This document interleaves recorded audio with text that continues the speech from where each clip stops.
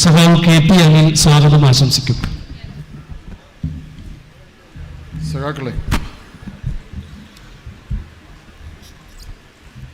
ഇന്നലെയും ഇന്നുമായി നടന്നുവരുന്ന EMSൻ്റെ ലോകം ദേശീയ സെമിനാർ ഈ സമാപന സെഷനോടുകൂടി അവസാനിക്കുകയാണ്. EMSൻ്റെ 114-ാം ജന്മവാർഷികത്തിൽ EMSൻ്റെ ലോകം ദേശീയ സെമിനാർ 25 വർഷം പൂർത്തിയാക്കിയിരിക്കുകയാണ്.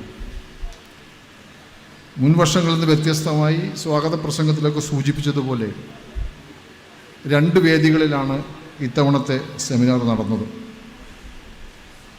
1700-ലധികം ജില്ലയുടെ വിവിധ ഭാഗങ്ങളിൽ നിന്നുള്ള പാർട്ടി പ്രവർത്തകരും അല്ലാത്തവരുമായിട്ടുള്ള ആളുകൾ ഈ സെമിനാറിൻ്റെ ആദ്യാവസാനം പങ്കെടുക്കുകയുണ്ടായി. EMSൻ്റെ ചിന്തകൾ പേർത്തും ചർച്ച ചെയ്യപ്പെടുകയും അത് നമ്മുടെ രാഷ്ട്രീയ പ്രവർത്തനത്തിൻ്റെ ഇന്ധനമായി മാറ്റുകയും ചെയ്യുന്ന പ്രക്രിയയിൽ നമ്മുടെ ജില്ലയെ സംബന്ധിച്ചിടത്തോളം ഏറ്റവും നിർണായകമായ സ്വാധീനം ചെലുത്തുന്ന ഒരു ബഹുജന വിദ്യാഭ്യാസ പരിപാടി EMSൻ്റെ ലോകം സെമിനാർ. ഇത്തവണത്തെ സെമിനാറിൽ 8 സെഷനുകളിലായി ഇപ്പോൾ നമ്മൾ ചേരുന്ന ഈ സമാപന സെഷനിലുൾപ്പെടെ 8 സെഷനുകളിലായി 49 വ്യത്യസ്ത വിഷയങ്ങൾ അടിസ്ഥാനപ്പെടുത്തി 49 പ്രഭാഷകർ, അധ്യക്ഷന്മാർ ഉൾപ്പെടെ 49 പ്രഭാഷകർ ഇവിടെ വിവിധ വിഷയങ്ങൾ അവതരിപ്പിച്ചു. പൊതുവിൽ നല്ല നിലയിൽ കാര്യങ്ങൾ അവതരിപ്പിക്കപ്പെടാനും അത് മനസ്സിലാക്കാനും ഗൗരവമായ ചർച്ചയിൽ പങ്കാളിയാകാനും ഈ തവണത്തെ സെമിനാറിൽ പങ്കെടുത്ത എല്ലാവർക്കും കഴിഞ്ഞു എന്നതാണ്, എല്ലാവർക്കും എന്ന വാക്ക് ശരിയാണെന്നറിയില്ല, പൊതുവിൽ നന്നായി കഴിഞ്ഞു എന്നതാണ് സംസാരിച്ച സഖാക്കളും ഇതിൽ പങ്കെടുത്ത മറ്റു പ്രതിനിധികളും പൊതുവിൽ സൂചിപ്പിച്ചിട്ടുള്ളൂ. ഇതിൻ്റെ സമാപന സമ്മേളനം മതനിരപേക്ഷ സായാഹ്നം എന്ന നിലയിലാണ് സംഘടിപ്പിക്കുന്നത്. ഞാൻ എൻ്റെ കടമയിലേക്ക് കടക്കുകയാണ്.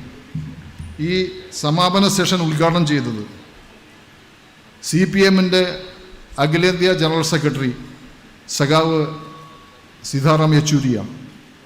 1921 മലബാർ കലാപത്തിൻ്റെ നേതൃത്വം കൊടുത്ത വാര്യംകുന്നത് കുഞ്ഞഹമ്മദാജി രക്തവും മാംസവുമായി ചിതറിപ്പോയ കോട്ടക്കുന്നിൻ്റെ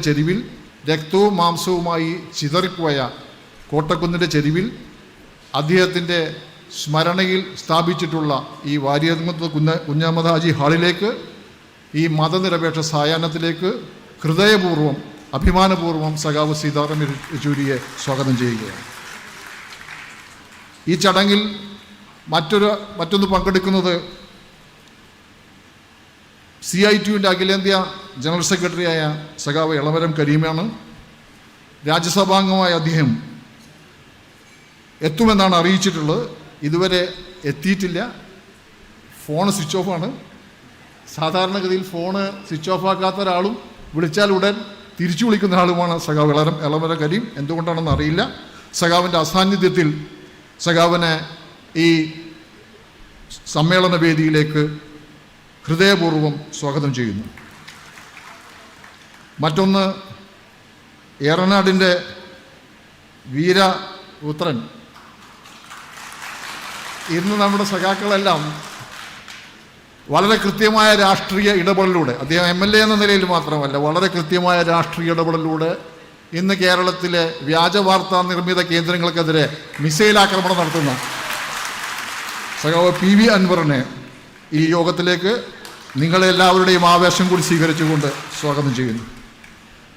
നമ്മുടെ പ്രിയപ്പെട്ട കവി ആലങ്കോട് ലീലാകൃഷ്ണൻ എന്നും മലപ്പുറത്തിൻ്റെ ഇടതുപക്ഷ മനസ്സുകളോടൊപ്പം നമുക്കൊക്കെയുള്ള അതേ ആവശ്യത്തോടു കൂടി പങ്കാളിയാകുന്ന ആലങ്കോടിനെ ഈ വേദിയിലേക്ക് സ്വാഗതം ചെയ്യുകയാണ്. നമ്മുടെ സെമിനാറിൻ്റെ ചെയർമാനായിട്ടുള്ള സഖാവ് EN മോഹൻദാസാണ് ഈ ചടങ്ങിൽ അധ്യക്ഷത വഹിക്കുന്നത്. നമ്മുടെ ഉദ്ഘാടന ചടങ്ങിൽ അധ്യക്ഷത വഹിച്ച സഖാവ് വിജയേട്ടൻ ഈ യോഗത്തിൽ നമ്മോടൊപ്പം സംബന്ധിക്കുന്നുണ്ട്. അദ്ദേഹത്തെയും ഈ വേദിയിലേക്ക് സ്വാഗതം ചെയ്യുന്നു. ഞാൻ എൻ്റെ ചുരുങ്ങിയ വാക്കുകൾ നിർത്തുന്നു. അധ്യക്ഷൻ സഖാവ് എൻ മോഹൻദാസ് പിന്നീട് സംസാരിക്കുമെന്നാണ് അറിയിച്ചിട്ടുള്ളത്. രാധേച്ചിയോട് വന്നിരുന്നത് എൻ്റെ ശ്രദ്ധയിൽപ്പെട്ടിട്ടില്ല. രാധേച്ചിയെ പ്രത്യേകം സ്വാഗതം ചെയ്യുന്നു. നമ്മുടെ നേതാക്കന്മാരെല്ലാം ഇവിടെ നമ്മുടെ കൂടെ ഉണ്ട്. ഈ മതനിരപേക്ഷ സമ്മേളനം ഉദ്ഘാടനം ചെയ്യുന്നത് ഇന്ത്യൻ തൊഴിലാളി വർഗ പ്രസ്ഥാനത്തിൻ്റെ അമരക്കാരൻ സഖാവ് സീതാറാം യെച്ചൂരിയാണെന്നത് ഏറെ ആവേശകരമാണ്. Respected comrade Sitaram Yechury, CPIM General Secretary, is cordially invited to inaugurate the valedictory function.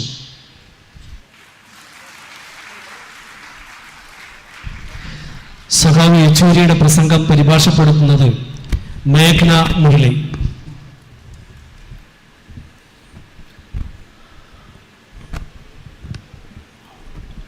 Member of the CPIM Politburo, Comrade Vijayaraghavan, all the esteemed members who are present here on the dais, Comrade E.M. Radha, Comrade EMS's daughter,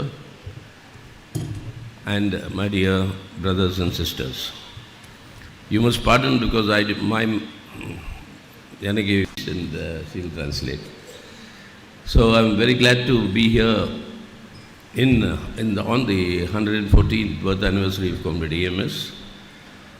And for all of us, EMS has been a beacon of light who shows us the path to the future. That's why when I was told that you were observing a secular evening, I thought that definition was wrong. It should be an evening of secularism, because we don't want the secular evening, we want a secular morning, like EMS has shown us always. And that is why it could be an evening of secularism, and I think that is very important today, in today's context, and I'll tell you why I think so. വേദിയിലിരിക്കുന്ന എല്ലാ പ്രിയപ്പെട്ട സഖാക്കളെ, വിജയരാഘവൻ സഖാവ് ഉൾപ്പെടെ ബാക്കി വിശിഷ്ട വ്യക്തികളെ, അതിലുപരി എനിക്ക് മുന്നിലിരിക്കുന്ന എൻ്റെ സഹോദരി സഹോദരന്മാരെ, ഞാനിന്നിവിടെ മലയാളത്തിൽ ആദ്യം കുറച്ച് വാക്കുകൾ അദ്ദേഹം പറയുകയുണ്ടായിരുന്നു. തുടർന്ന് മലയാളി ആയിട്ട് മലയാളം എനിക്ക് അറിയില്ല എന്ന് പറഞ്ഞു. ഞാൻ അതിലേക്കൊന്ന് കൂട്ടിച്ചേർക്കുകയാണ്. എന്നിരുന്നാലും മലയാളികൾക്ക് അദ്ദേഹത്തെ ഏറ്റവും നന്നായി അറിയാം, മലയാളികളെയും അദ്ദേഹത്തിന് അതിലും നന്നായി അറിയാം. അപ്പോൾ ഈ ഒരു സായാഹ്നത്തിന് ഇവിടെ പേര് നൽകിയിരിക്കുന്നത് മതനിരപേക്ഷ സായാഹ്നം എന്നാണ്. പക്ഷെ എനിക്ക് തോന്നുന്നു അതിന് മതനിരപേക്ഷ സായാഹ്നം അല്ലെങ്കിൽ സെക്യുലർ ഈവനിങ് എന്നല്ല, ഈവനിങ് ഓഫ് സെക്യുലറിസം, മതനിരപേക്ഷത്തിൻ്റെ സായാഹ്നം എന്ന് പേര് കൊടുക്കണം. കാരണം മതനിരപേക്ഷതയ്ക്ക് ഒരിക്കലും വേണ്ടത് ഒരു സായാഹ്നമല്ല, മതനിരപേക്ഷതയുടെ പുതിയ പൊൻപുലരിയാണ്, പുതിയ സുപ്രഭാതമാണ് നമുക്ക് ആവശ്യം. അതുകൊണ്ട് മതനിരപേക്ഷതയുടെ സുപ്രഭാതമാണ് ഇതെന്ന് കരുതിക്കൊണ്ട് ഞാനിവിടെ സംസാരം തുടങ്ങാം. അതുപോലെ EMSനെ അദ്ദേഹം ഏറ്റവും മനോഹരമായി ഭാവിയിലേക്കുള്ള ഒരു പ്രകാശരശ്മിയാണ് എന്നും എല്ലാ കാലത്തും EMS എന്നുകൂടി അനുസ്മരിച്ചുകൊണ്ട് ഞാൻ ഈ ഉദ്ഘാടന പ്രസംഗം ഇവിടെ ആരംഭിക്കുകയാണ്. Secularism in our country evolved as a result of a prolonged people's struggle for our freedom from the British rule. All of us know India has been and remains a deeply religious society. And we also know, but amongst the religions, within this different sects within one religion, there have been tensions. And they've always been there for centuries. But it was the freedom struggle that brought together everybody under the theme of, under the slogan and under the current of secularism, where every single religion or a sect will be treated as equal and given the same prestige, same respect and same rights. And that was the basis on which the freedom movement became a very powerful people's movement. മതനിരപേക്ഷത എന്നുള്ള ഒരു ആശയം തന്നെ ഒരുപാട് നാളുകളായി മനുഷ്യരുടെ നിരന്തരമായ സ്ട്രഗിളുകളിലൂടെ, മനുഷ്യരുടെ നിരന്തരമായ അവകാശ പോരാട്ടങ്ങളിലൂടെ നേടിയെടുത്ത ഒന്നാണ് ഈ പറയുന്ന മതനിരപേക്ഷത എന്ന ആശയം തന്നെ. ഇന്ത്യ നോക്കുകയാണെങ്കിൽ, ഇന്ത്യ എന്നുള്ള മഹാരാജ്യത്ത് ഒരുപാട് മതങ്ങൾ നിലനിൽക്കുന്നതായി നമുക്കറിയാം. ആ മതങ്ങളെ എടുത്തു പഠിച്ചാൽ തന്നെ അതിനേക്കാൾ ഉപരി ഒരുപാട് ജാതികളായി തിരിഞ്ഞിരിക്കുന്നതാണ് ഇവിടുത്തെ മതവ്യവസ്ഥ എന്നുള്ളത്. പക്ഷെ ഇതിനെല്ലാം മതനിരപേക്ഷത എന്നുള്ള ഒരു ആശയത്തിൽ കെട്ടിച്ചേർത്ത് വയ്ക്കുന്നത് അത് ഓരോ മതത്തിനും നൽകുന്ന ബഹുമാനമാണ്, ഓരോ മതത്തിനും നൽകുന്ന ആദരവാണ്. ഓരോ മതവിശ്വാസിക്കും ആ മതങ്ങളെ അതിൽ വിശ്വസിക്കുവാനും അതിൻ്റെ സ്വാധീനത്തിൽ അല്ലെങ്കിൽ അതിൽ ഉറച്ചു നിൽക്കുവാനും എല്ലാ മതങ്ങളും പരസ്പര പൂരകങ്ങളുമായി നിൽക്കുവാനുള്ള ഇന്ത്യൻ രാജ്യം നൽകുന്ന, ഭരണഘടന നൽകുന്ന അവകാശത്തെയാണല്ലോ നമ്മൾ മതനിരപേക്ഷത എന്നുള്ളത് കൊണ്ട് ഉദ്ദേശിക്കുന്നത്. You all of us know Swami Vivekananda once described the Kerala society as a madhouse of caste. He described the divisions within the Kerala society, religious and caste-wise. But today, this Kerala society stands at the foremost, at the top of being and serving as an example, not only in India, but to the whole world, of how secularism can be upheld. And this is the only place in the whole of India today where when a human being comes here, he is treated as a human being and not asked the question, are you a Hindu, are you a Muslim, are you a Brahmin, are you a Dalit? One place in India where such questions are never asked is Kerala, and you have converted Kerala into that position. നമുക്ക് എല്ലാവർക്കും ഓർമ്മയുണ്ടാകും വിവേകാനന്ദൻ ഒരിക്കൽ വിശേഷിപ്പിച്ചിട്ടുള്ളത് കേരളത്തിനെ ജാതികളുടെ മതങ്ങളുടെ ഭ്രാന്താലയമാണ് കേരളമെന്ന്. എന്നാൽ അതേ അവസ്ഥയിൽ നിന്നാണ് ഈ കേരളം ഒരുപാട് നവോത്ഥാനത്തിനെല്ലാം ശേഷം പരിണമിച്ച് പുരോഗമിച്ച് ഇപ്പോഴുള്ള അവസ്ഥയിലായിരിക്കുന്നതും. ഇന്ത്യയിൽ എന്നല്ല ലോകത്ത് വെച്ച് തന്നെ ഏറ്റവും വലിയ മതനിരപേക്ഷതയുടെ മകുടോദാഹരണമായിട്ട് ഏതൊരു മനുഷ്യനും എന്നും അഭിമാനത്തോടെ പറയാൻ കഴിയുന്ന ഏറ്റവും സേഫ് മോസ്റ്റ് പ്ലേസ് ആയിട്ട്, ഏറ്റവും സുരക്ഷിതമായ മതങ്ങളുടെ സംഗമ ഭൂമിയായിട്ട്, മതനിരപേക്ഷ ഭൂമിയായിട്ട് ഈ കേരളം നിലകൊള്ളുന്നതും. അതിന് നിങ്ങളുടെ ഓരോരുത്തരുടെയും സംഭാവനകൾ അതിലേക്കുള്ളത് ഞാൻ കാണുന്നുണ്ട്. ഓരോ കേരളീയനും ഈ ഒരു പൊസിഷനിൽ, ഈ ഒരു അവസ്ഥയിൽ കേരളത്തിനെ എത്തിക്കുന്നതിൽ ഏറ്റവും വലിയ പങ്ക് ചെലുത്തിയിട്ടുമുണ്ട്. But why is it that today secularism is in such a danger? To understand this, we have to go back into our history a little. Secularism, as I said, was not something inborn in Indian society. It is the product of an epic people's struggle. During the course of our struggle for freedom from the British, three conceptions of what should be the character of independent India emerged. And it is the battle between these three visions that is creating conditions today for secularism to be assaulted again.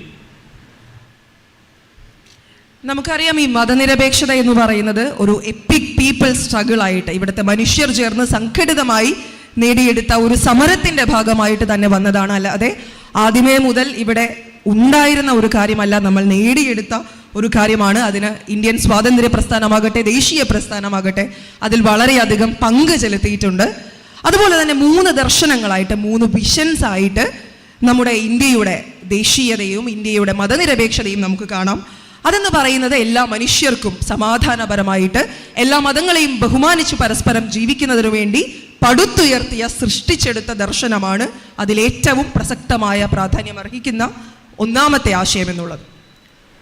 One of the visions, the foremost leading vision during the freedom struggle was that India after independence will be a secular democratic republic because of our vast diversity that we have, not only religious but ethnic, linguistic, our traditions, our practices. Given all these differences, only a secular democratic republic can keep the country united. The other vision, the communist vision, said that that is not sufficient. Yes, secular democratic republic, but from there we should proceed to convert political independence of our country into economic independence of every individual, and that is possible only when we move towards socialism. So secular democratic republic with a socialist orientation and moving towards socialism of economic equality, that was the communist vision. ഞാൻ മുൻപേ പറഞ്ഞ 3 ദർശനങ്ങൾ എന്ന് പറയുന്നതിൽ ആദ്യത്തേത് India as A secular democratic independence, India എന്ന് പറയുന്ന രാജ്യത്തെ ഒരു മതേതര ജനാധിപത്യ റിപ്പബ്ലിക് ആക്കി തീർക്കുക എന്നുള്ളതാണ് അതിൽ ഒന്നാമത്തെ ഏറ്റവും പ്രധാനമായ ദർശനം.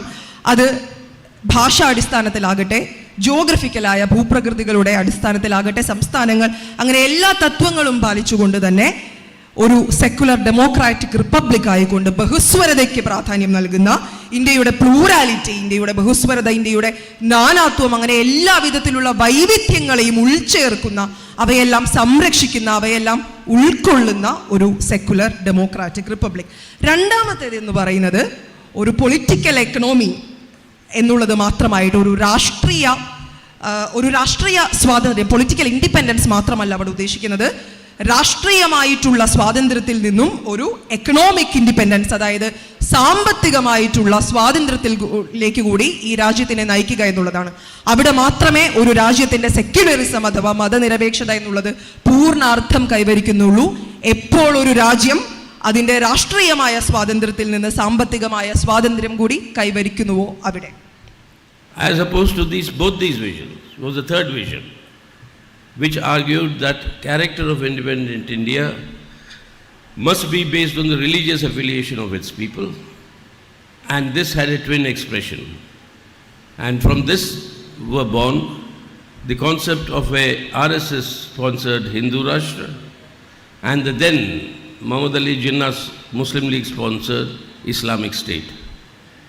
The two concepts of a two-nation theory were brought forward, saying that India's future should be decided on the basis of it being a religious theocratic state, and two concepts of Hindu Rashtra and the Islamic Republic emerged during the course of the freedom struggle.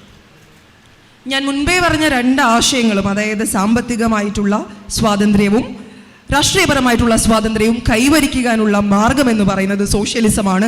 അതുകൊണ്ട് തന്നെയാണ് ഇന്ത്യയെ ഒരു socialist വ്യവസ്ഥ കൂടി ഇവിടെ ഉൾപ്പെടുത്തണമെന്ന് ഭരണഘടനയിലും മറ്റും ആലേഖനം ചെയ്തിട്ടുള്ളതും. ഇനി മൂന്നാമത്തേതായിട്ട് അവിടെയാണ് മതചിന്തയിലേക്ക് വരുന്നത്. ഓരോ വ്യക്തികളുടെയും റിലീജിയസ് അഫിനിറ്റി, റിലീജിയസ് ആയിട്ടുള്ള അഫിലിയേഷൻ, അവരുടെ മതവിശ്വാസങ്ങളുടെ മതപരമായിട്ടുള്ള ചേർന്ന് നിൽക്കലുകൾ വരുന്നത്.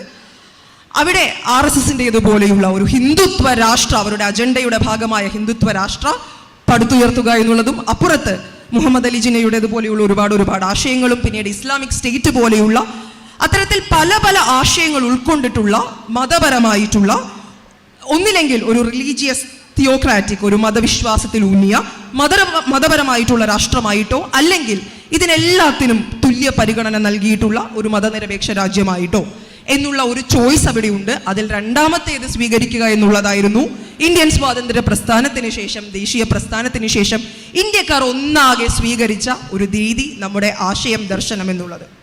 Unfortunately, this two-nation theory led to the partition of India, mainly Bengal and Punjab, and that has created this sort of strife and tension that continues to remain alive today and create all the problems that we are all facing and trying to resolve. But we must remember, the first two-nation theory was first articulated for the first time during the freedom struggle by Vinayak Damodar Savarkar. He was the one, as the president of the Hindu Mahasabha, who spoke of two nations in India, the Islamic nation and the Hindu nation. It was 2 years later that Muhammad Ali Jinnah agreed with Savarkar. And a year later, Savarkar agrees with Muhammad Ali Jinnah that there are two nations in India. And that led to this communal divisions being sown deeper in our society and through the freedom struggle, which has left its historical legacy for us to tackle today. ഈ പറയുന്ന to nation theory, രണ്ട് രാജ്യം, രണ്ട് രാഷ്ട്രങ്ങൾ എന്നുള്ള ഒരു സിദ്ധാന്തം, അത് തന്നെയാണ് തീർച്ചയായും ഇന്ത്യയെ, ഈ പറയുന്ന ഇന്ത്യയുടെ വിഭജനത്തിലേക്ക് തള്ളിവിടുന്നതും എന്ന് നമുക്ക് കാണാൻ കഴിയുന്നുണ്ട്. കമ്മ്യൂണലായിട്ടുള്ള, വർഗീയപരമായിട്ടുള്ള ഒരു വിഭജനമാണ് ഇവിടെ നടന്നത്. ബംഗാളായിട്ടും പഞ്ചാബായിട്ടും എന്നെല്ലാം ഉള്ള ഇന്ത്യൻ വിഭജനം തന്നെ വരുന്നത് ഈ ടു നേഷൻ തിയറിയുടെ ഭാഗമായിട്ടാണ്. അവിടെയാണ് സവർക്കർ ആദ്യമായും പറയുകയുണ്ടായത്, ഇവിടെ രണ്ട് രാജ്യങ്ങൾ ഈ രാജ്യത്തിനുള്ളിൽ തന്നെ നിലനിൽക്കുന്നുണ്ടെന്ന്. അതൊന്ന് ഹിന്ദു രാഷ്ട്രമാണെന്നും മറ്റൊന്ന് അദ്ദേഹം നേരത്തെ പറഞ്ഞതുപോലെയുള്ള ഇസ്ലാമിക് സ്റ്റേറ്റിൻ്റെ ആഭിമുഖ്യത്തിൽ അവരുടെ ഡൊമിനൻസിലുള്ള രാജ്യമാണെന്നും. പിന്നീട് അതിനോട് മുഹമ്മദ് അലി ജിന്ന വിയോജിക്കുകയും പിന്നീട് 2 വർഷങ്ങൾക്ക് ശേഷം അവർ തമ്മിൽ ഒരു ഡയലോഗ് ഉണ്ടാകുകയും വീണ്ടും സവർക്കർ യോജിക്കുകയും എല്ലാം ചെയ്യുന്ന അവസ്ഥ നമ്മൾ കാണുന്നുണ്ട്. ഇതിൽ നിന്നെല്ലാമാണ് ചരിത്രപരമായിട്ട് ഇത്തരത്തിലുള്ള മതവർഗീയത, മതഭീകരവാദം ഇവിടെ ആളുകളിലേക്ക് എത്തിക്കുന്ന രീതിയിൽ, ഇവിടെ പ്രചരിപ്പിക്കുന്ന രീതിയിൽ ഒരു വലിയ വർഗീയത അല്ലെങ്കിൽ മതനിരപേക്ഷതയുടെ തകർച്ച എന്നുള്ള നിലയിലേക്ക്, മതനിരപേക്ഷത ചോദ്യചിഹ്നമാകുന്ന രീതിയിലേക്ക് നമ്മുടെ രാജ്യം എത്തി നിൽക്കുന്നതും. But India refused, the freedom movement refused to accept this concept of a two-nation theory. Even after Pakistan was formed, India declared itself to be a secular democratic republic. We gave ourselves this constitution. And the fact that we refused to accept, that the freedom movement refused to accept, and correctly, that India should be a Hindu Rashtra, that was that anger that led to the assassination of Mahatma Gandhi. And പിന്നീട് പാകിസ്ഥാൻ വിഭജനമെല്ലാം വന്നു കഴിഞ്ഞതിന് ശേഷവും അപ്പോഴും India ഒരു democratic, secular democratic republic ആയിട്ട് തന്നെ തുടരുന്നു. അത് നമുക്ക് എല്ലാവർക്കും അറിയാവുന്നതാണ്. പക്ഷേ അപ്പോഴും ഇവിടെ ഇന്ത്യയെ ഒരു ഹിന്ദുത്വ രാഷ്ട്രമായിട്ട്, ഒരു ഹിന്ദു രാജ്യമാക്കി തീർക്കുക എന്നുള്ള സംഘപരിവാറിൻ്റെ അജണ്ടകൾ അപ്പോഴും ഈ അന്തരീക്ഷത്തിൽ ഉണ്ടായിരുന്നു. അതിൻ്റെ ഭാഗമായിട്ടാണ് നമ്മുടെ എല്ലാവരുടെയും ഏറ്റവും പ്രിയപ്പെട്ട, ബഹുമാനപ്പെട്ട രാഷ്ട്രപിതാവായിട്ടുള്ള ഗാന്ധിജിയുടെ വധം, അസാസിനേഷൻ സംഭവിക്കുന്നതുമെന്നെല്ലാം നമുക്കറിയാവുന്ന കാര്യവുമാണ്. But the battle did not end there. For the last 70 years since our republic, since our adoption of the constitution, for the 75 years we are going to reach after our independence, this battle continues to convert the secular democratic republic into a fascistic Hindutva nation, which is the political project spearheaded by the RSS today. That is the battle, that is actually the political battle that is continuing.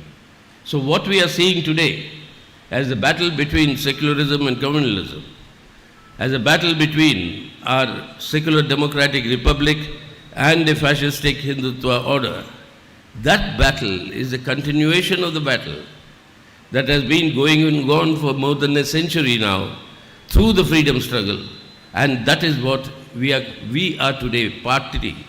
We are part of that struggle, whether we will retain our secular democratic republic character or whether that will be destroyed and converted into a fascistic Hindutva Rashtra. നമ്മൾ കൂടി ഭാഗവാക്കായിട്ടുള്ള ഈ വലിയ ഒരു യുദ്ധം എന്ന് പറയുന്നത്, അല്ലെങ്കിൽ പോരാട്ടം, പോർമുഖം എന്ന് പറയുന്നത്, അതിപ്പോൾ മാത്രം ഉരുത്തിരിഞ്ഞു വന്നൊരു പോരാട്ടമല്ല. അതൊരു നൂറ്റാണ്ട് കാലഘട്ടമായിട്ട് ഇന്ത്യയുടെ ദേശീയ സ്വാതന്ത്ര്യ പ്രസ്ഥാനത്തിലൂടെ കൂടി സഞ്ചരിച്ച് ഇവിടെ നിലനിൽക്കുന്ന ഒരു പോർമുഖമാണ്, ഒരു പോരാട്ടമാണ്. അവിടെ നമുക്ക് ഗാന്ധിജിയെ നഷ്ടപ്പെട്ടു. അതിനുശേഷവും ഇങ്ങോട്ട് വരുമ്പോഴും ആ യുദ്ധം അവിടെ ആ രീതിയിൽ തന്നെ തുടർന്നുകൊണ്ടിരിക്കുകയാണ്. ആ യുദ്ധം എന്ന് പറയുന്നത് കൃത്യമായും ഇവിടുത്തെ സെക്യുലർ അഥവാ മതനിരപേക്ഷ സ്ഥാപനങ്ങളും മതനിരപേക്ഷ ചിന്താഗതി പുലർത്തുന്ന ഒരു കൂട്ടം മനുഷ്യരും, അപ്പുറത്ത് സ്വേച്ഛാധിപത്യം വെച്ചു പുലർത്തുന്ന, മനുഷ്യരെ അടിച്ചമർത്താൻ ശ്രമിക്കുന്ന, പാർശ്വവൽക്കരിക്കാൻ ശ്രമിക്കുന്ന ഫാഷിസ്റ്റ് ശക്തികളും തമ്മിലുള്ള ഏറ്റവും വലിയ പോരാണ്, പോർമുഖത്തിലാണ് നമ്മൾ ഓരോരുത്തരും ഇന്നിവിടെ കൂടിയിരിക്കുന്നത് പോലും. So if the fascistic project has to succeed, then this constitution and the secular democratic republic, that will have to be destroyed, and on that basis this fascistic order has to be erected. For the first time after independence, when the BJP's political arm, the political front of the BJP, today the political front of the RSS, today the BJP, when they assume power with full majority, this process of undermining India's constitution and undermining the secular democratic republic and the constitutional order begins in right earnest. What we are seeing today, therefore, the glorification of Savarkar and Nathuram Godse, the debunking of Gandhiji and his entire role in the freedom movement, along with trying to erase the role of Nehru and all other leaders of our freedom movement. All this is part of that exercise of destroying the secular democratic republic in order to establish that fascistic Hindutva order. ഇവരെന്താണ് ഇവിടെ ചെയ്തുകൊണ്ടിരിക്കുന്നത്? Indian ഭരണഘടനയെ തന്നെ വെല്ലുവിളിക്കാൻ, അട്ടിമറിക്കാൻ ശ്രമിച്ചുകൊണ്ടിരിക്കുന്നു ഒരു ഭാഗത്തു നിന്നും. Indian ഭരണഘടനയെ, ആ ഭരണഘടന അനുശാസിക്കുന്ന ജനാധിപത്യത്തെ, അത്തരത്തിലുള്ള എല്ലാ മതനിരപേക്ഷ മൂല്യങ്ങളെയും എല്ലാ ആശയങ്ങളെയും കൃത്യമായും സംഘപരിവാർ RSS അട്ടിമറിക്കാൻ ശ്രമിക്കുന്നു. അവരുടെ നായകന്മാരെ, ഹീറോസിനെ മാത്രം ഗ്ലോറിഫൈ ചെയ്യാൻ ശ്രമിച്ചുകൊണ്ടിരിക്കുന്നു. സവർക്കറിനെ പോലെയുള്ള, നാഥുറാം ഗോഡ്സെയെ പോലെയുള്ള ഏറ്റവും വലിയ രാഷ്ട്രത്തിനോട് ചതി ചെയ്ത മനുഷ്യരെ നായകന്മാരാക്കി വാഴ്ത്തുപാട്ട് പാടിക്കൊണ്ട് ഇവിടുത്തെ യഥാർത്ഥ നായകന്മാരായിരുന്ന, ഇന്ത്യയുടെ പ്രഥമ പ്രധാനമന്ത്രി വരെ ആയിരുന്ന നെഹ്റുവിനെ പോലെയുള്ള മഹാന്മാരായ വ്യക്തിത്വങ്ങളെ ഇല്ലായ്മ ചെയ്ത്, അവരെ അണ്ടർമൈൻ ചെയ്ത്, അവരെ ഒളിച്ച്, അവരെ ഇല്ലാതെ, അവരെ മായ്ച്ചു കളയാൻ ചരിത്രത്തിലുടനീളം അവരുടെ പങ്ക് മായ്ച്ചു കളയുവാനും ആ ചരിത്രത്തെ വക്രീകരിക്കുവാനും ശ്രമിക്കുകയാണ് ഇവിടുത്തെ സംഘപരിവാർ അനുദിനം ചെയ്തുകൊണ്ടിരിക്കുന്നത്. That is why if you see today, every single foundational pillar of our constitution is under a very, very severe attack. That is secular democracy, economic sovereignty, social justice and federalism. These are the four foundational pillars of the Indian constitution. Each one of them is being assaulted under this government. നമ്മുടെ ഭരണഘടനയുടെ 4 തൂണുകൾ, ആ 4 തൂണുകളെയും പിഴുതു കളയാൻ അല്ലെങ്കിൽ തച്ച് തരിപ്പണമാക്കാൻ ശ്രമിച്ചുകൊണ്ടിരിക്കുകയാണ് ഈ പറഞ്ഞ സംഘപരിവാർ ചെയ്യുന്നത്. അത് സെക്യുലർ ഡെമോക്രസി പോലെയുള്ള, മതനിരപേക്ഷ ജനാധിപത്യം പോലെയുള്ള, സാമ്പത്തികമായിട്ടുള്ള സമ്പദ് വ്യവസ്ഥയുടെ ഭാഗമായിട്ടുള്ള സ്വാതന്ത്ര്യം പോലെയുള്ള, സാമൂഹ്യ നീതി പോലെയുള്ള എല്ലാ തൂണുകളെയും, ഭരണഘടനയെ താങ്ങി നിർത്തുന്ന ഈ ഏറ്റവും പ്രധാനപ്പെട്ട തൂണുകളെയെല്ലാം പൊളിച്ചു കളയാൻ ശ്രമിക്കുകയാണ് ഇവിടെ ഒരു കൂട്ടം മനുഷ്യർ അഥവാ സംഘപരിവാർ കൃത്യമായും ചെയ്തുകൊണ്ടിരിക്കുന്നത്. And along with that, every single independent institution established by the constitution is also under attack, starting from the parliament. We have seen how the parliament was not allowed to function during the last budget session. Budget was passed in 7 minutes. More than 50 lakh crores of rupees. The government got the authority from the parliament in 7 minutes without any discussion. Because Prime Minister Modi did not want to answer any question on the links with Adani and the Adani scam. And the parliament was disrupted by the ruling party. And this way, the institutions which are checks and balances, the parliament is the only institution that can demand accountability from the government.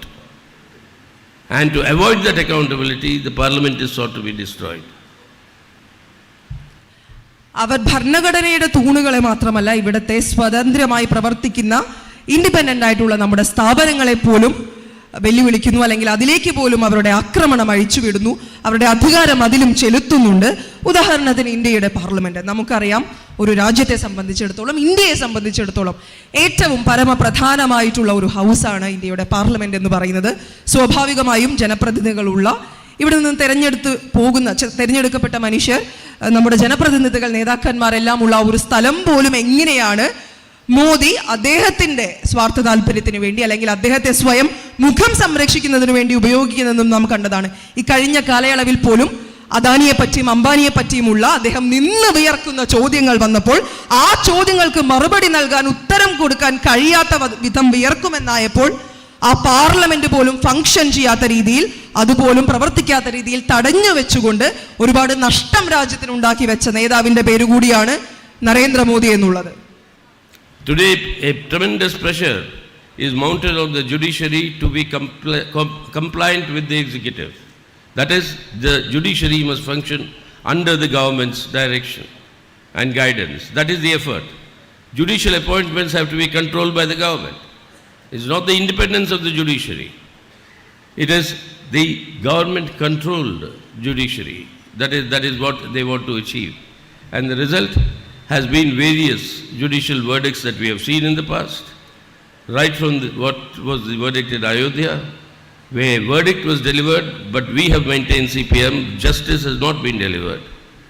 But that is the way in which the judiciary is also under pressure, not to act as the sentinel of people's rights and the constitutional guarantees that are given to the people, but actually kowtow to implement the agenda of the government. ഇനി parliament കഴിഞ്ഞാൽ അടുത്ത ബോഡിയായിട്ടുള്ള judiciary. നമുക്കറിയാം ഇന്ത്യയുടെ നിയമ സംവിധാനം എന്നുള്ളത്, judicial വ്യവസ്ഥ എന്നുള്ളത് ഏത് രീതിയിൽ സ്വതന്ത്രമായി നിൽക്കേണ്ട, മറ്റൊരു ലെജിസ്ലേച്ചറായിട്ടോ ഒന്നും ബന്ധമില്ലാതെ തീർത്തും സ്വതന്ത്രമായി പ്രവർത്തിക്കേണ്ട ഒരു ബോഡിയാണെന്നുള്ളത്. എന്നാൽ അതിൽ പോലും ഈ ഭരണകൂടത്തിന്റെ കടന്നുകയറ്റം ഉണ്ടാക്കിക്കൊണ്ട് അതിന്റെ സ്വാതന്ത്ര്യത്തിന് തെല്ല് വില കൊടുക്കാതെ അതിനെ പോലും ഒരു ഗവൺമെന്റ് കൺട്രോൾഡ് ബോഡിയായിട്ട്, ഒരു സർക്കാർ സംവിധാനത്തിന്റെ ഭരണകൂടത്തിന്റെ അധീനതയിലുള്ള അത് ഭരിക്കുന്ന ബോഡിയായി ഒരു സ്ഥാപനമായിട്ട് ജുഡീഷ്യറിയെ പോലും മാറ്റി തീർത്തുകൊണ്ടിരിക്കുകയാണ്. ഏറ്റവും ഒടുവിൽ വന്ന അയോധ്യ വിധിയിലേക്ക് നിങ്ങൾ ശ്രദ്ധിക്കൂ. അയോധ്യ വിധി വന്നപ്പോൾ പത്രങ്ങളിലെല്ലാം വന്ന ഒരു വാചകമുണ്ട്, വിധി നടപ്പാക്കപ്പെട്ടു എന്ന്. പക്ഷെ അപ്പോഴും CPIM ഉറച്ച ശബ്ദത്തിൽ ഇവിടെ നിന്ന് വിളിച്ചു പറഞ്ഞിരുന്നു, വിധി നടപ്പാക്കപ്പെട്ടിട്ടുണ്ട്, പക്ഷെ നീതി നടപ്പാക്കപ്പെട്ടിട്ടില്ല എന്ന്. ആ രീതിയിൽ മനുഷ്യരുടെ നീതിക്ക് നേരെ വിലങ്ങു വെക്കുന്ന, മനുഷ്യരുടെ നീതിക്ക് മേൽ അനീതിയെ കൊണ്ട് സ്ഥാപിക്കുന്ന, അവിടെയും സംഘപരിവാറിന്റെ, അവിടെയും ഭരണകൂടത്തിന്റെ മാത്രം അജണ്ടകൾ നടപ്പിലാക്കുന്ന രീതിയിൽ ജുഡീഷ്യറിയിൽ പോലും ഇവർ കടന്നാക്രമണം, കടന്നുകയറ്റം ഏറ്റവും രൂക്ഷമായി ചെയ്തുകൊണ്ടിരിക്കുന്നു. The Election Commission, we have seen how it is actually refusing to take action against blatant communal electoral campaigning conducted by the Prime Minister and the Home Minister. Even against that, it doesn't take that into cognizance. Well, the ED and the CBI, they have become the political weapons of the government to be used against the opposition. That's a separate part. But if you take the Parliament, the Judiciary and the Election Commission, the three institutions that have to protect the constitutional order of a secular democratic republic, they being compromised is leading to a situation where there are brazen attacks being mounted, not only on secularism but on the rights of religious minorities, particularly on the rights and the guarantees given to these minorities, particularly the Muslims, in our constitution. ഈ രാജ്യത്തിന്റെ പ്രധാനമന്ത്രിയും ആഭ്യന്തര വകുപ്പ് മന്ത്രിയും എല്ലാം ചേർന്നുകൊണ്ട് ഇവിടെ ചെയ്തുകൊണ്ടിരിക്കുന്ന കാര്യങ്ങളാണ് ഈ പറഞ്ഞുകൊണ്ടിരിക്കുന്നത്. ഏതെങ്കിലും ആളുകൾ അവർക്കെതിരെ സംസാരിച്ചാൽ, അവർക്കെതിരെ പ്രതിപക്ഷ സ്വരങ്ങൾ ഉയർന്നാൽ, ആ പ്രതിപക്ഷ സ്വരങ്ങളെ അടിച്ചമർത്തുന്നതിനു വേണ്ടി, അതിനെ നിശബ്ദീകരിക്കുന്നതിനു വേണ്ടി അപ്പോൾ തന്നെ ED അല്ലെങ്കിൽ CBI ആ വഴിക്ക് വിടുകയായി. പിന്നെ ഇവിടുത്തെ ഏറ്റവും സ്വതന്ത്രമായി നിലകൊള്ളേണ്ട സ്ഥാപനങ്ങളായ നേരത്തെ പറഞ്ഞതുപോലെയുള്ള പാർലമെന്റ്, അതുപോലെ ജുഡീഷ്യൽ വ്യവസ്ഥ, ജുഡീഷ്യൽ സിസ്റ്റം, അതുപോലെ ഇലക്ഷൻ കമ്മീഷൻ, തെരഞ്ഞെടുപ്പ് കമ്മീഷൻ പോലെയുള്ള എല്ലാ സ്വതന്ത്ര സ്ഥാപനങ്ങളെയും എല്ലാം ഇവർ വിലക്കെടുക്കുക മാത്രമല്ല, അതിനെ കൃത്യമായും ഇവിടുത്തെ മതന്യൂനപക്ഷങ്ങൾക്കെതിരെ, അതിലേറ്റവും പ്രത്യേകമായും ഇവിടുത്തെ മുസ്ലിം മതന്യൂനപക്ഷങ്ങൾക്കെതിരെ, അവർക്കെതിരെ ബൈഗോട്ടറി, അവർക്കെതിരെ വെറുപ്പും വിദ്വേഷവും പ്രചരിപ്പിക്കുവാൻ വേണ്ടി, ആ രീതിയിൽ വെറുപ്പിന്റെ മാത്രം വിതരണക്കാരാകുവാൻ വേണ്ടി നിലകൊള്ളുന്ന ഒരു ഭരണകൂടത്തിന് കീഴിലാണ് നമ്മൾ ഇന്ന് ജീവിച്ചുകൊണ്ടിരിക്കുന്നത്. That's why I take the example of the hijab. You say students who wear the hijab cannot attend the universities, and some students unfortunately could not give their examinations in certain states like Karnataka earlier. But if you have to implement a principle saying no religious symbols will be worn by anybody, then make it universal for all religions. But if you pick out and choose one religion and say they cannot wear the hijab, but I'll permit the Sikhs to wear the turban, I'll permit the Hindus to carry their vibhuti and their angavastram, etc., but only the Muslims will not be, that is where the entire question of converting the secular democratic republic into a fascistic Hindutva order, that can be seen clearly. You can have Hindu holy men be present at the inauguration of the new parliament building in their traditional religious dresses, but you can't allow a Muslim girl to give her examination in the hijab. Is that secularism? Is that what is being, that is exactly what is being practiced today. ഇവിടെ മതനിരപേക്ഷത വേണമെന്ന് പറയുമ്പോൾ ഒരു പ്രത്യേക മതവിഭാഗത്തിന്റെ ചിഹ്നങ്ങളോ അല്ലെങ്കിൽ ആ മതവിഭാഗത്തിനെ സൂചിപ്പിക്കുന്ന തരത്തിലുള്ള യാതൊരു സിംബൽസ്, സൈൻസ് ഒന്നും സ്റ്റേറ്റിന്റെ, രാഷ്ട്രത്തിന്റെ ഭാഗമാകരുതെന്ന് പറയുന്നുണ്ട്. അതിനവരൊരു വിശദീകരണവും നൽകുന്നുണ്ട്, അല്ലെങ്കിൽ ഉദാഹരണങ്ങളായിട്ട് പറയുന്നത് കർണാടക അടക്കം അവിടെ സംഭവിച്ച കാര്യങ്ങൾ നമ്മൾ കണ്ടതാണ്. പരീക്ഷ എഴുതാൻ വന്ന ഹിജാബ് ധാരിയായ പെൺകുട്ടിയെ അവൾ ഹിജാബ് ധരിച്ചിരിക്കുന്നു, അവൾ മുസ്ലിം മതത്തിൽ നിന്ന് വരുന്നവളാണെന്നതിൻ്റെ പേരിൽ മാത്രം അതൊരു മതത്തിൻ്റെ ചിഹ്നമാണെന്ന് പറഞ്ഞുകൊണ്ട് ആ സ്കൂൾ പ്രെമിസസിലേക്ക് അല്ലെങ്കിൽ കോളേജ് പ്രെമിസസിലേക്ക് ഉള്ളിലേക്ക് കടത്തിവിടാൻ അനുവദിക്കാതെ, പരീക്ഷ പോലും എഴുതാൻ അനുവദിക്കാതിരുന്ന ഒരു ഭരണകൂട വ്യവസ്ഥയാണ് ഇവിടെ ഉള്ളത്. എന്നാൽ അപ്പുറത്തെ പക്ഷം അവരെന്താണ് ചെയ്യുന്നത്? ഇവിടുത്തെ സിഖുകാർക്ക് അവരുടെ തലയിൽ വെക്കുന്ന വസ്ത്രമായിട്ടുള്ള turban ധരിക്കാം.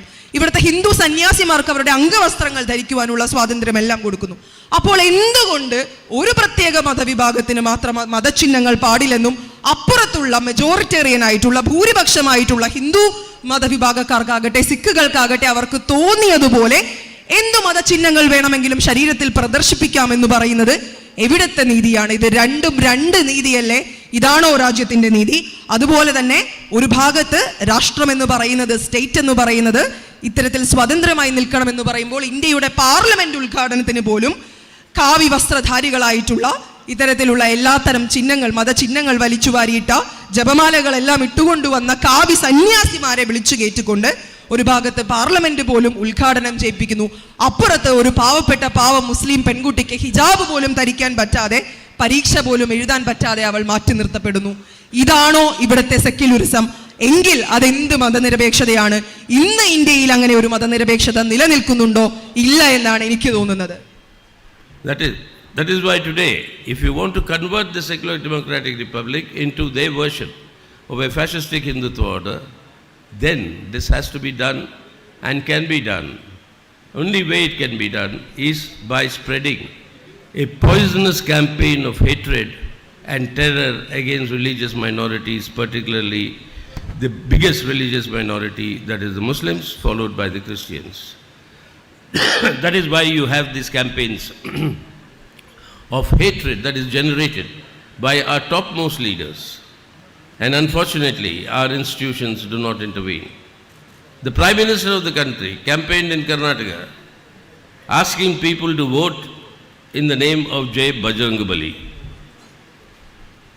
The Home Minister of the country tells the people of Karnataka that any vote against the BJP is a vote for Tipu Sultan.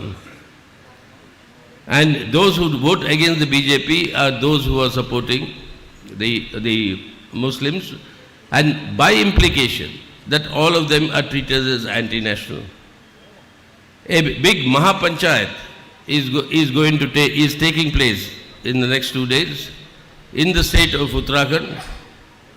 People have petitioned the judiciary to stop it because the agenda of the Mahapanchayat is supposed to be that Uttarakhand, being the Dev Bhumi, the Bhumi of the gods, no Muslim should be residing there.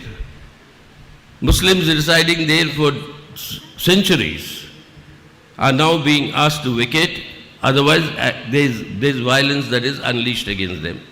This Mahapanchayat is being held. The judiciary has been approached to say that stop it, let us see if it intervenes. But that is the sort of hatred that is developed.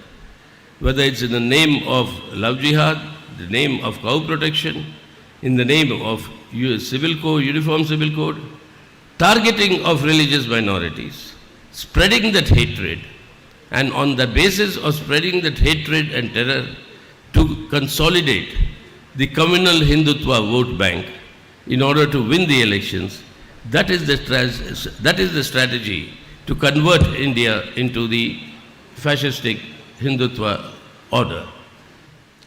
ഇവിടെ കൃത്യമായും വിദ്വേഷത്തിന്റെ പ്രവാചകരാകുക അല്ലെങ്കിൽ വിദ്വേഷത്തെ, വെറുപ്പിനെ പ്രചരിപ്പിക്കുക എന്നുള്ള ക്യാമ്പയിനുകളാണ് RSS അല്ലെങ്കിൽ സംഘപരിവാർ ഏറ്റെടുത്തുകൊണ്ടിരിക്കുന്നത്. അത് പ്രധാനമന്ത്രി അടക്കം പിന്നീട് അമിത്ഷാ അടക്കമെല്ലാം കർണാടകയിൽ പോയി നടത്തിയ ക്യാമ്പയിനുകളിലേക്ക് നിങ്ങളൊന്ന് നോക്കൂ. ഒരു ഭാഗത്ത് അവർ പറഞ്ഞുകൊണ്ടിരിക്കുന്നു ബജ്രംഗി ബാലിനു വേണ്ടി വോട്ട് ചെയ്യുക എന്ന്. ഇന്ത്യയുടെ ആഭ്യന്തര വകുപ്പ് മന്ത്രിയായിട്ടുള്ള മനുഷ്യൻ കർണാടകയിൽ പോയി നിന്നുകൊണ്ട് യാതൊരു കൂസലുമില്ലാതെ പറയുകയാണ്, നിങ്ങൾ BJPക്ക് എതിരായിട്ട് ചെയ്യുന്ന ഓരോ വോട്ടും അത് ടിപ്പു സുൽത്താന് പോകുന്ന വോട്ടാണ്, അതുകൊണ്ട് BJPക്ക് എതിരായിട്ട് വോട്ട് ചെയ്യരുത്, അത്തരത്തിൽ വോട്ട് ചെയ്യുന്നവരെല്ലാം സ്വാഭാവികമായും രാജ്യദ്രോഹികളായി മാറും എന്ന് യാതൊരു കൂസലുമില്ലാതെ യാതൊരു സങ്കോചവുമില്ലാതെ വിളിച്ചു പറയുന്ന ആഭ്യന്തര വകുപ്പ് മന്ത്രിയുള്ള ഒരു രാജ്യം. അതുപോലെ തന്നെ ഈ വിദ്വേഷത്തിനെ ഇവർ പ്രചരിപ്പിക്കാൻ ശ്രമിക്കുന്നത് ഒരു ഭാഗത്ത് മതന്യൂനപക്ഷങ്ങളെ, പ്രത്യേകിച്ച് മുസ്ലിം മതന്യൂനപക്ഷങ്ങൾക്കെതിരെയുള്ള വെറുപ്പായിട്ട് ഇസ്ലാമോഫോബിയ പടർത്തിക്കൊണ്ടാണ്. ആ രീതിയിൽ ഗോമാതാ വിഷയങ്ങൾ കൊണ്ടുവരുന്നു, ലവ് ജിഹാദ് എന്നുള്ള പേരിലുള്ള പുതിയ പുതിയ വിഷയങ്ങൾ കൊണ്ടുവരുന്നു, യൂണിഫോം സിവിൽ കോഡ് അടക്കമുള്ള വിഷയങ്ങൾ കൊണ്ടുവരുന്നു. അങ്ങനെ എല്ലാ രീതിയിലും ഇവിടുത്തെ മതന്യൂനപക്ഷങ്ങളെ വേട്ടയാടിക്കൊണ്ട് അവരുടെ ജീവിതം എല്ലാ രീതിയിലും ദുരിതപൂർണമാക്കുമെന്ന് ഉറപ്പിച്ചുകൊണ്ട് അവരെ അപരവൽക്കരിച്ചുകൊണ്ടുള്ള ഒരു വ്യവസ്ഥ നിലനിൽക്കുന്നു. ജുഡീഷ്യറിക്കാകട്ടെ നിയമ സംവിധാനത്തിനാകട്ടെ അതൊട്ട് തടുക്കുവാനും കഴിയുന്നില്ല. ഇപ്പോൾ മഹാപഞ്ചായത്ത് നടക്കാൻ പോവുകയാണ് ഉത്തരാഖണ്ഡിൽ. എന്താണ് അജണ്ട? ഉത്തരാഖണ്ഡിനെ ദേവഭൂമി, ദൈവത്തിന്റെ ഭൂമിയായിട്ട് പ്രഖ്യാപിക്കുക എന്നുള്ളത്. ആ ദേവഭൂമിയിൽ ഒരിക്കലും മുസ്ലിങ്ങൾക്ക് സ്ഥാനമില്ല. ആ ദേവഭൂമിയിൽ ആ ദൈവത്തിന്റെ മക്കളായിട്ടുള്ളത് ഹിന്ദുക്കൾ മാത്രമാണ്, ഹിന്ദു ദൈവങ്ങൾ മാത്രമാണ്, ഹിന്ദു മനുഷ്യർ മാത്രമാണ്. അത്രയും നാൾ നൂറ്റാണ്ടുകളായി അവിടെ ജീവിച്ചു വന്ന ഓരോ മുസ്ലിം മനുഷ്യനും അവിടെ നിന്ന് നാട് വിട്ടു പോകണം, അല്ലെങ്കിൽ ആ നാട്, ആ ഭൂമി ഇനി അവന്റെ ഭൂമിയല്ല എന്ന് വിളിച്ചു പറയുന്ന അത്രയും വെറുപ്പിൻ്റെതായിട്ടുള്ള അജണ്ടയിലേക്ക് സംഘപരിവാർ എത്തി നിൽക്കുന്നു. ഇതിന്റെ ഏറ്റവും വലിയ ലക്ഷ്യം, അല്ലെങ്കിൽ ഒരൊറ്റ ലക്ഷ്യം എന്ന് പറയുന്നത് വർഗീയ ഹിന്ദുത്വ വോട്ട് ബാങ്കിനെ ഒരുമിച്ച് ചേർത്ത് വെച്ചുകൊണ്ട്, ആ വോട്ട് ബാങ്കിനെ ക്രോഡീകരിപ്പിച്ചുകൊണ്ട് ഇവിടെ വീണ്ടും വീണ്ടും ഹിന്ദുത്വ ഭരണം അല്ലെങ്കിൽ സംഘപരിവാർ RSS ഭരണം നടപ്പിലാക്കുക എന്നുള്ളത് മാത്രമാണ് ഇവരുടെ തന്ത്രപരമായിട്ടുള്ള agenda. That's why we said that the backbone of a secular democratic India is to implement actually what does secularism mean. The CPIM is the only party, in fact, who argues that secularism is, and rightly so according to our constitution, secularism means the separation of religion from politics and government. Religion is the individual affair of every individual, and that we shall respectfully, guarantee constitutionally, and lawfully protect. But how it has been distorted in the past by the Congress and by many others, mainly the Congress, is instead of separation of religion from politics and government, secularism was defined as equality of all religions. If all religions are equal, then the religion of the majority of the people is more equal than the other religions. It naturally follows. Secularism is not the equality of religion. Secularism is the respect for all religions and to treat religion as the individual affair of every individual and to separate it from politics and from government. That is the true concept of secularism. It's only the CPIM that consistently articulated and abides by this wherever our governments have come into existence in India.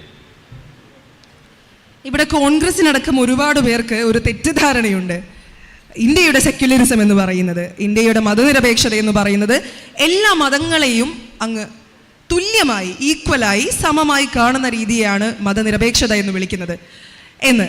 പക്ഷെ അത് അബദ്ധധാരണയാണ്. എല്ലാ മതങ്ങളുടെയും സമമായിട്ടുള്ള അവസ്ഥ അല്ലെങ്കിൽ തുല്യതയല്ല ഒരിക്കലും മതനിരപേക്ഷത.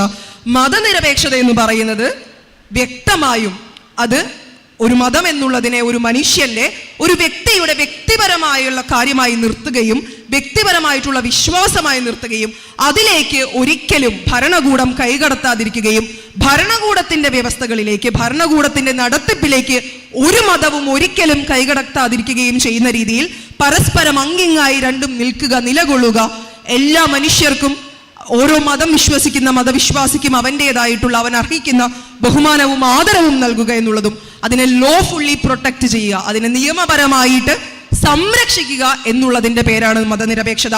പക്ഷെ ഈ ആശയം, ഈ നിർവചനം നിങ്ങളോട് വിളിച്ചു പറയുന്ന ഒരേ ഒരു പ്രസ്ഥാനം ഇന്ത്യയിലുണ്ടെങ്കിൽ ആ പ്രസ്ഥാനത്തിന്റെ പേര് CPIM എന്നാണ്. ഇതൊരിക്കലും കോൺഗ്രസ് നിങ്ങളോട് പറയില്ല, നിങ്ങളിൽ നിന്ന് മറച്ചു വെക്കും. ഇത് പറയുന്ന ഒരേ ഒരു പ്രസ്ഥാനം നമ്മുടെ പ്രിയ സഖാക്കളെ, അത് നമ്മുടെ communist party of India, Marxist എന്ന പ്രസ്ഥാനമാണ്. That is why today when we say this issue and we oppose very resolutely, when we boycotted the parliament for many other reasons, all the opposition parties boycotted the inauguration of the new parliament correctly, for that it should be done by the President of India. But we raised another point, the manner in which the whole thing was converted into a Hindu ceremony.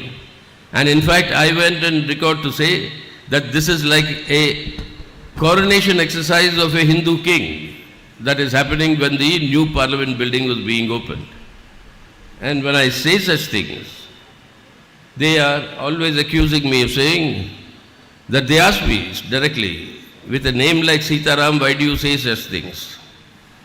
If your parents have named you Sitaram, how can you be so anti, what we are saying against the BJP, etc.? I said, only because I am Sitaram that I am anti what you are doing, because what you are doing is not the spirit of any religion that teaches you, which teaches you humanism and tolerance. ഞാൻ തന്നെ മുൻപേ പറഞ്ഞിട്ടുള്ള കാര്യമാണ്, ഈ പാർലമെന്റിന്റെ ഉദ്ഘാടനം നടന്ന വേളയിൽ അവിടെ നടന്നത് ഒരിക്കലും ഒരു പുതിയ പാർലമെന്റ് മന്ദിരത്തിന്റെ ഉദ്ഘാടനമായിട്ട് നോക്കിക്കാണാൻ കഴിയില്ല. അതൊരു ഹിന്ദു രാജാവിന്റെ കിരീടധാരണം മാത്രമായിരുന്നു എന്നുള്ളത്. ആ രീതിയിൽ ഇന്ത്യയുടെ ബഹുമാനപ്പെട്ട രാഷ്ട്രപതിയെ പോലും അവിടെ നിന്ന് മാറ്റി നിർത്തിക്കൊണ്ട് ഒരു കൂട്ടം സന്യാസിമാരെ, കാവ്യ വസ്ത്രധാരികളെ വെച്ചുകൊണ്ട് ഒരു ഹിന്ദു രാജാവിന്റെ കിരീടധാരണം നടത്തുന്ന രീതിയിലാണ് അത് നടത്തിപ്പോയതും. അതുകൊണ്ട് തന്നെ ഒരുപാട് പ്രതിപക്ഷ പാർട്ടികൾ ആ ചടങ്ങിൽ നിന്ന് വിട്ടുനിൽക്കുന്നതുമായിട്ടും അതുപോലെ പ്രതിപക്ഷ സ്വരങ്ങൾ ഉയർന്നു കേൾക്കുന്നതും എല്ലാം നമ്മൾ പറഞ്ഞു. ഞാൻ ഒരു വേള ഇത് പറഞ്ഞ സമയത്ത്, അതായത് ഹിന്ദുക്കൾക്കെതിരായിട്ടെന്ന് തോന്നുന്ന രീതിയിൽ BJPക്കെതിരായിട്ട്, സംഘപരിവാറിനെതിരായിട്ട് സംസാരിച്ച വേളയിൽ എനിക്കെതിരെ വന്നൊരു ചോദ്യമായിരുന്നു, നിങ്ങളുടെ പേര് സീതാറാം എന്നല്ലേ, സീതാറാം എന്നുള്ളൊരു പേര് വെച്ചുകൊണ്ട് എങ്ങനെ ഇത്രമാത്രം ആന്റി ഹിന്ദുവായിട്ട്, ഹിന്ദു വിരുദ്ധനായിട്ട് നിങ്ങൾക്ക് സംസാരിക്കാൻ കഴിയുന്നു എന്നൊരു ചോദ്യം വന്നു. സുഹൃത്തുക്കളെ, എനിക്കതിനുള്ള മറുപടി വളരെ ലളിതമാണ്. കാരണം എൻ്റെ പേര് സീതാറാം എന്നായതുകൊണ്ട് തന്നെ.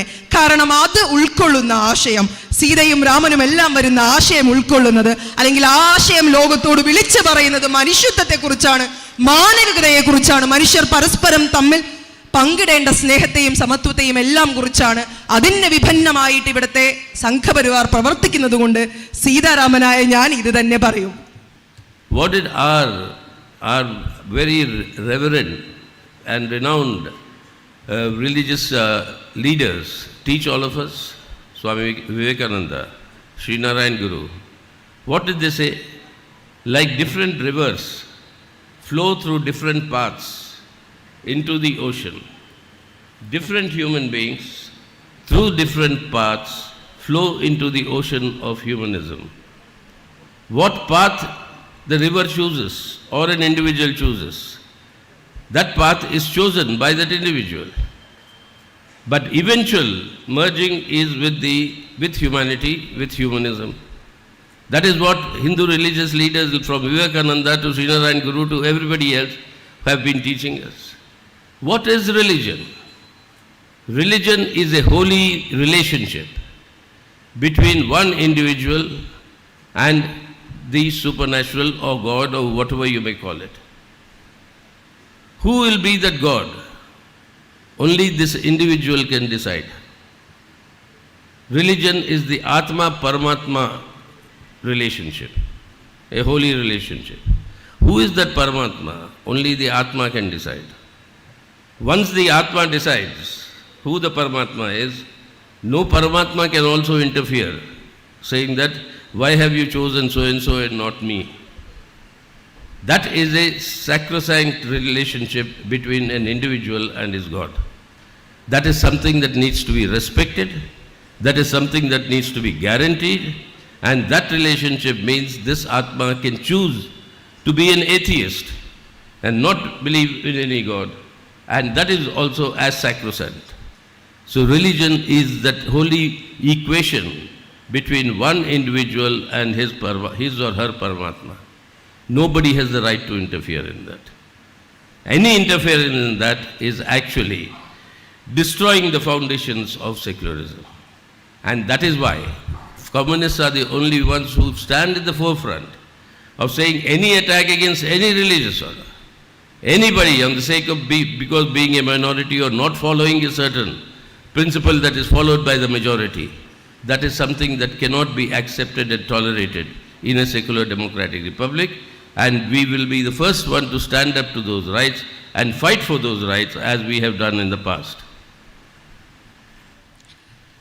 വിവേകാനന്ദൻ പോലെയുള്ള, അതുപോലെ ശ്രീനാരായണ ഗുരു പോലെയുള്ള നവോത്ഥാന നായകന്മാരെല്ലാം പറഞ്ഞു വെച്ചിരിക്കുന്ന ഒരു മനോഹരമായ വാചകമുണ്ട്.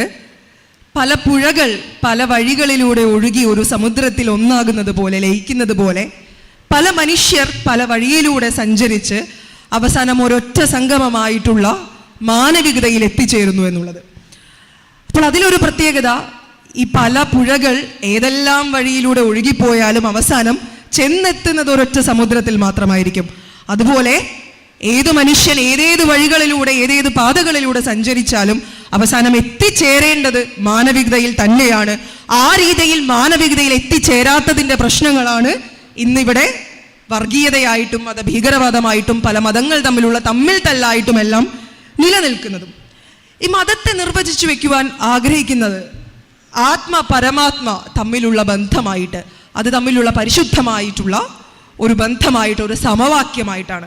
അതിലെ പ്രത്യേകത എന്ന് പറയുന്നത് ഇവിടെ ആത്മാവാണ് തിരഞ്ഞെടുക്കുന്നത് അവൻ്റെ പരമാത്മാവ് ഏതാണെന്നുള്ളത്. ആ പരമാത്മാവ് എന്നുള്ളത് ഒന്നില്ലെങ്കിൽ ഒരു അതിഭൗതിക ശക്തിയാകാം, ദൈവം എന്ന് വിളിക്കുന്ന ശക്തിയാകാം, അങ്ങനെ ഏതൊരു super natural ശക്തിയുമാകാം.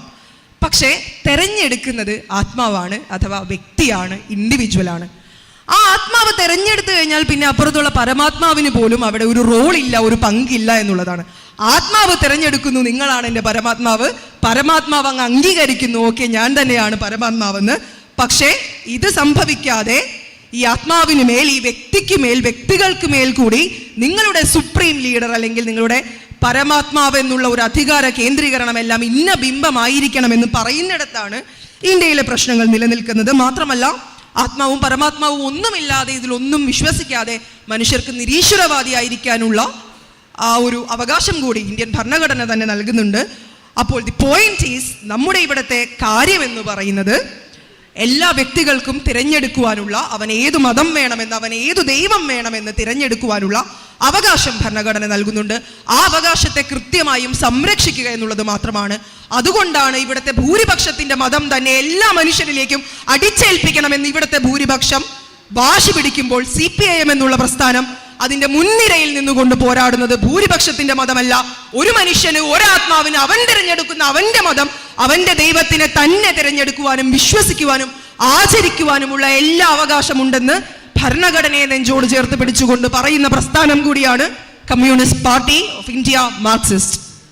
That is why, let me tell you one incident.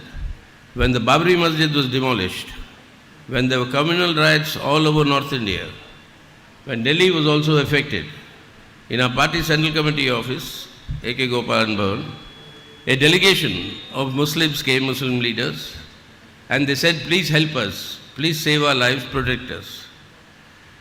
So I told them that we will talk to the CRPF, we will talk to the army, we will talk to all of them to save you, we will send you to their camps. They said, no, we are not safe with them. Then I said, what can we do? We are not the central government. We cannot help you in any other way. What help do you want me to do other than speak to the police or the army? They said, you please make sure and send us to Jyoti Basu's Calcutta, because that is the only place where we will remain safe and nobody can touch our lives. And that is because you are the only party that believes in what is actually secularism. That faith people have because of our consistent positions. And it is on that faith that we have to today take on this battle in defense of secularism against this communal fascistic campaigns that are going on today. And that is the commitment that the CPIM has, and the appeal CPIM has to all of you also, people of India, that we'll have to succeed in this battle. Otherwise, India, as we know, will not remain. Babri മസ്ജിദിൻ്റെ അത് തകർത്ത വേളയിലെല്ലാം ഉണ്ടായ ഒരു സംഭവം ഓർത്തെടുക്കുകയാണ്. ഏറ്റവും കലുഷിതമായി നിന്നിരുന്ന ആ ഒരു സാഹചര്യത്തിൽ, അന്തരീക്ഷത്തിൽ ഒരു കൂട്ടം മനുഷ്യർ, അപ്പുറത്തെ ന്യൂനപക്ഷ വിഭാഗത്തിൽ നിന്ന് തന്നെ വരുന്നവർ എന്നോട് വന്ന് പറയുകയുണ്ടായി, we are not safe here, ഞങ്ങളിവിടെ സുരക്ഷിതരല്ല, ഞങ്ങളെ സുരക്ഷിത സ്ഥാനത്തേക്ക് മാറ്റണം, ഞങ്ങളെ സഹായിക്കണം എന്ന് പറയുകയുണ്ടായി. അപ്പോൾ സ്വാഭാവികമായും പറഞ്ഞു, ആർമിയെയോ അതുപോലെ പോലീസ് പോലെയുള്ള സംവിധാനങ്ങളെയോ എല്ലാം ഉപയോഗിച്ച് നിങ്ങളെ സുരക്ഷിതരാക്കുവാനുള്ള എല്ലാവിധ മെഷറുകളും എല്ലാവിധ കാര്യങ്ങളും ചെയ്യാം, നടപ്പിലാക്കാം, നടപടികൾ എടുക്കാമെന്ന്. അപ്പോൾ വീണ്ടും ആ മനുഷ്യർ ആവർത്തിച്ചു പറഞ്ഞൊരു കാര്യമെന്ന് പറഞ്ഞത്, അതുപോരാ, ഞങ്ങളെ ജ്യോതി ബസുവിൻ്റെ കൽക്കട്ടയിലേക്ക് ഒന്ന് കൊണ്ടുപോയി തരുമോ? കാരണം അവിടെ മാത്രമേ, ജ്യോതി ബസുവിൻ്റെ കൽക്കട്ടയിൽ മാത്രമേ ഞങ്ങൾ സുരക്ഷിതരാണ് എന്ന തോന്നൽ ഞങ്ങൾക്കുള്ളൂ എന്നാണ്. അപ്പോൾ അതായത് ഈ വിശ്വാസമാണ് ഇവിടുത്തെ ഏറ്റവും സാധാരണക്കാരായ മനുഷ്യരുടെ, ഇവിടെ അശരണരായ മനുഷ്യരുടെ, ഇവരുടെ കയറി ചെല്ലാൻ ഇടമില്ലാത്ത ഏറ്റവും വലിയ രീതിയിൽ പാർശ്വവൽക്കരിക്കപ്പെടുന്ന, അടിച്ചമർത്തപ്പെടുന്ന മനുഷ്യന്റെ വിശ്വാസത്തിന്റെ പേരാണ് ഈ പ്രസ്ഥാനം. അവർ ചെലുത്തുന്ന വിശ്വാസം അതെന്നും എല്ലാ കാലത്തും കാത്തു സൂക്ഷിക്കുക എന്നുള്ളതാണ് നമ്മളിലുള്ള ഉത്തരവാദിത്തം. ആ ഉത്തരവാദിത്തം ഏറ്റെടുത്ത് മുന്നോട്ട് പോയാൽ മാത്രമേ നമുക്ക് ഈ പോർമുഖത്തിൽ, ഈ പോരാട്ടത്തിൽ വിജയമുണ്ടാകൂ. ഈ പോരാട്ടത്തിൽ നമ്മൾ വിജയിക്കുക എന്നുള്ളത് കാലത്തിന്റെ അനിവാര്യതയാണ്. കാരണം എങ്കിൽ മാത്രമേ ഇവിടുത്തെ മതനിരപേക്ഷതയുടേതായിട്ടുള്ള പ്രതിരോധം ഉണ്ടാകൂ. ഇവിടുത്തെ സ്വേച്ഛാധിപത്യ വ്യവസ്ഥകൾക്കെതിരെ, ഇവിടുത്തെ സ്വേച്ഛാധിപത്യ ഭരണകൂടത്തിനെതിരെ നമ്മൾ നേരിന്റെ, നന്മയുടെ, നീതിയുടെ ഭാഷയിൽ, മതനിരപേക്ഷതയുടെ ഭാഷയിൽ പോരാട്ടങ്ങളിലൂടെ ഈ വിജയം കൈക്കലാക്കിയാൽ മാത്രമേ ഇവിടെ കാലത്തിന്റെ ഏറ്റവും വലിയ അനിവാര്യതയായിട്ടുള്ള ഇന്ത്യൻ മതനിരപേക്ഷത കാത്തുസൂക്ഷിക്കപ്പെടൂ എന്ന് പറയുകയാണ്. So finally, if you want this evening of secularism to actually convert into the secular morning for tomorrow, for a better and brighter future for India, we have to ensure that these forces whose agenda is to convert the secular democratic India into a fascistic Hindutva Rashtra, that agenda is defeated. If that has to be defeated, those who are promoting that agenda cannot continue to control the government of India and state power in our country. They will have to be defeated electorally in 2024, and that is the only way in which India, in which you and I were born, or most of us were born, as a secular democratic India, and Kerala as the exemplary quality of secularism in India and maybe all over the world, in fact, if that has to be maintained and cherished, these forces have to be defeated in 2024. So let us all come together. CPIM is committed, like we ensured in 2004, where we ensured in 2004, we ensured a secular government under Dr. Manmohan Singh, that we established that government and for 10 years saved India from these communal forces. Now the time has come to once again discharge their responsibilities. The CPM is not only prepared but is working to discharge that responsibilities, and only appeal to all patriotic Indians to come together and ensure that we save India today so that we can change India for the better in the coming days. നമുക്ക് ഉറപ്പുവരുത്തേണ്ടതുണ്ട് ഇവിടുത്തെ മതനിരപേക്ഷത ഇനിയും ഒരുപാട് നാൾ കാത്തു സൂക്ഷിക്കപ്പെടുമെന്ന്. അത്തരത്തിൽ Indian ഭരണഘടന അനുശാസിക്കുന്ന എല്ലാ മൂല്യങ്ങളും ഇവിടെ സംരക്ഷിക്കപ്പെടുമെന്ന്. അത്തരത്തിൽ നമ്മൾ ഉറപ്പുവരുത്തണമെങ്കിൽ ആദ്യം നമ്മൾ ഉറപ്പുവരുത്തേണ്ടതുണ്ട് ഇതിനെതിരായി നിൽക്കുന്ന, മതനിരപേക്ഷതയ്ക്കെതിരായി നിൽക്കുന്ന, ജനാധിപത്യ മൂല്യങ്ങൾക്കെതിരായി നിൽക്കുന്ന എല്ലാ അജണ്ടകളെയും നമ്മൾ ചെറുത്തു തോൽപ്പിക്കുമെന്ന്. അതുറപ്പുവരുത്തണമെങ്കിൽ നമ്മൾ ഒന്നുകൂടി ഉറപ്പുവരുത്തേണ്ടതുണ്ട് ഈ അജണ്ടകളെ പ്രചരിപ്പിക്കുന്ന RSSനെ, സംഘപരിവാറിനെ വരുന്ന 2024 നമ്മൾ തോറ്റ് തരിപ്പണമാക്കുമെന്ന്. ഇനി വരുന്ന ഇലക്ഷനിൽ, ഇനി വരുന്ന തെരഞ്ഞെടുപ്പിലെങ്കിലും അവരെ അധികാരത്തിലേക്ക് കയറാൻ സമ്മതിക്കില്ലെന്ന് ഇവിടെ ഇരിക്കുന്ന ഞാനും നിങ്ങളും അടക്കുന്ന ഓരോരുത്തരും ഉറപ്പുവരുത്തേണ്ടതുണ്ട്. അതിനായി നമ്മൾ മുന്നോട്ട് വരേണ്ടതുണ്ട്, നമ്മൾ ഒന്നു ചേർന്ന് നിൽക്കേണ്ടതുണ്ട്, നമ്മൾ ഒന്നു ചേർന്ന് പോരടിക്കേണ്ടതുണ്ട്. അതുകൊണ്ട് 2004 CPM ആഹ്വാനം ചെയ്തതുപോലെ ഒരു മതനിരപേക്ഷ സർക്കാരിൻ്റെ, ഒരു സ്വേച്ഛാധിപത്യ വിരുദ്ധ സർക്കാരിൻ്റെ ജനനം നമ്മൾ കണ്ടതാണ്. മൻമോഹൻ സിംഗിന്റെ എല്ലാം നേതൃത്വത്തിൽ പിന്നീടുള്ള 10 വർഷങ്ങൾ. ഇപ്പോൾ അതാ വീണ്ടും സമയം വന്നിരിക്കുന്നു 2004 നിന്നും 2024 ദൂരം. അതുകൊണ്ട് ഇനി വരുന്ന തെരഞ്ഞെടുപ്പിൽ വീണ്ടും ഒരിക്കൽ കൂടി നമ്മളെല്ലാം ഒറ്റക്കെട്ടായി നിന്നുകൊണ്ട്, എല്ലാ പ്രതിപക്ഷ സ്വരങ്ങളെയും ചേർത്ത് വെച്ചുകൊണ്ട്, എല്ലാ മനുഷ്യരെയും ചേർത്ത് പിടിച്ചുകൊണ്ട് നമുക്കിവിടെ വർഗീയതയ്ക്ക് എതിരായി പോരാടാം, നമുക്കിവിടെ മതനിരപേക്ഷതയ്ക്ക് വേണ്ടി പോരാടാം, നമുക്കിവിടെ സ്വേച്ഛാധിപത്യത്തിനെതിരായി പോരാടാം. ആ പോരാട്ടത്തിലേക്ക്, ആ വലിയ ഒരു പോർമുഖത്തിലേക്ക് എൻ്റെ പ്രിയപ്പെട്ട നിങ്ങൾ ഓരോരുത്തരെയും ക്ഷണിച്ചുകൊണ്ട് ഞാൻ നിർത്തുകയാണ്. മതനിരപേക്ഷത നീണാൾ വാഴട്ടെ, വർഗീയത തുലയട്ടെ. So finally, I only want to tell you, like EMS showed a new path to India from Kerala in 1957, and a path that created the Kerala that we have today. Likewise, all of you have to now create a new path for India as a whole, and all of you will rise to the occasion, discharge your responsibilities. With that confidence, I take leave of you. Thank you very much. And my many thanks to this young lady who did this translation. Thank you. അവസാനമായി ഒരു കാര്യം കൂടി കൂട്ടിച്ചേർക്കുകയാണ്. 1957 എല്ലാമായിട്ട് EMS വെട്ടിത്തെളിച്ച ഒരു പാതയുണ്ട് കേരളത്തിന്. ആ പാതയിലൂടെ നടന്നുകൊണ്ടാണ് കേരളം ഇന്ന് ഇന്ത്യ മഹാരാജ്യത്ത് എത്തി നിൽക്കുന്ന കേരള സംസ്ഥാനമായിട്ട് രൂപീകരിക്കപ്പെട്ടതും ഇന്ന് കിട്ടിയതെല്ലാം നേടിയതെല്ലാം നേടിയെടുത്തതും. അപ്പോൾ ഒരിക്കൽ കൂടി നിങ്ങളോട് ആഹ്വാനം ചെയ്യാനുള്ളത് വീണ്ടും അതുപോലെ ഒരു പാത വെട്ടിത്തെളിക്കാനുള്ള സമയമാണ് നമ്മൾ എല്ലാവരും ചേർന്നുകൊണ്ട്. അതുകൊണ്ട് മതനിരപേക്ഷതയിലേക്കുള്ള ആ നല്ല പാത, ആ നേരിൻ്റെ പാത നമുക്ക് ഒന്നു ചേർന്ന് വെട്ടിത്തെളിക്കാം. ആ പാതയിലൂടെ നമുക്ക് എല്ലാവർക്കും ഒരുമിച്ച് സഞ്ചരിക്കാം.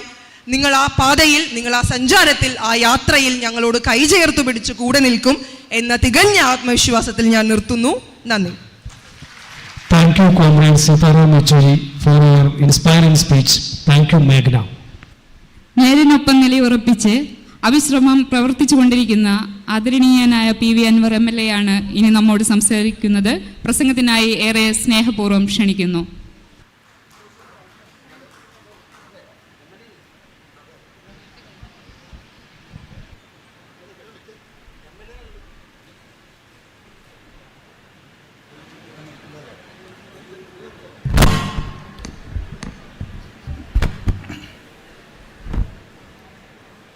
CPIM National Secretary, respected Sitaram Yechury സഖാവ്, വേദിയിലുള്ള ബഹുമാന്യരായ നേതാക്കൾ,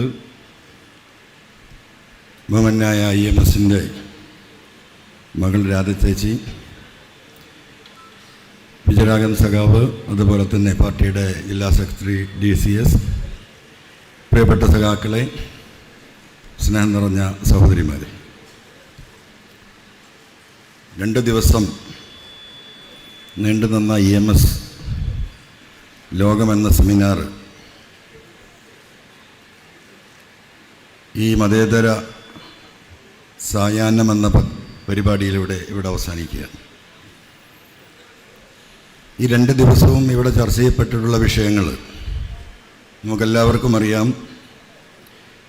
ഇന്ന് നമ്മുടെ രാജ്യം നേരിട്ടുകൊണ്ടിരിക്കുന്ന ഏറ്റവും വലിയ പ്രതിസന്ധിയായ വർഗീയത തന്നെയാണ്. അതോടൊപ്പം കേരളത്തിലെ നമ്മളുടെ ഗവൺമെൻറ് നേരിട്ടുകൊണ്ടിരിക്കുന്ന പ്രതിപക്ഷത്തിൽ നിന്നും, അതുപോലെ തന്നെ കേരളത്തിലെ പത്രമാധ്യമ പ്രവർത്തകർ എന്ന് പറയുന്നവർ പടച്ചുവിടുന്ന നുണപ്രചരണങ്ങൾ, ഈ 2 കാര്യങ്ങളാണ് ഗൗരവമായി ഇവിടെ ചർച്ച ചെയ്യപ്പെട്ടിട്ടുണ്ടാവുക. EMS എന്ന് പറയുമ്പോൾ, ആ പേര് കേൾക്കുമ്പോൾ തന്നെ നമ്മളെ സംബന്ധിച്ച്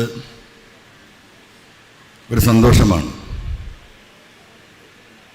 എൻ്റെ ശബ്ദം കേൾക്കുന്ന എല്ലാ സഖാക്കളുടെയും മനസ്സിൽ വരുന്നൊരു വികാരം അത് തന്നെയായിരിക്കും എന്നാണ് ഞാൻ വിശ്വസിക്കുന്നത്.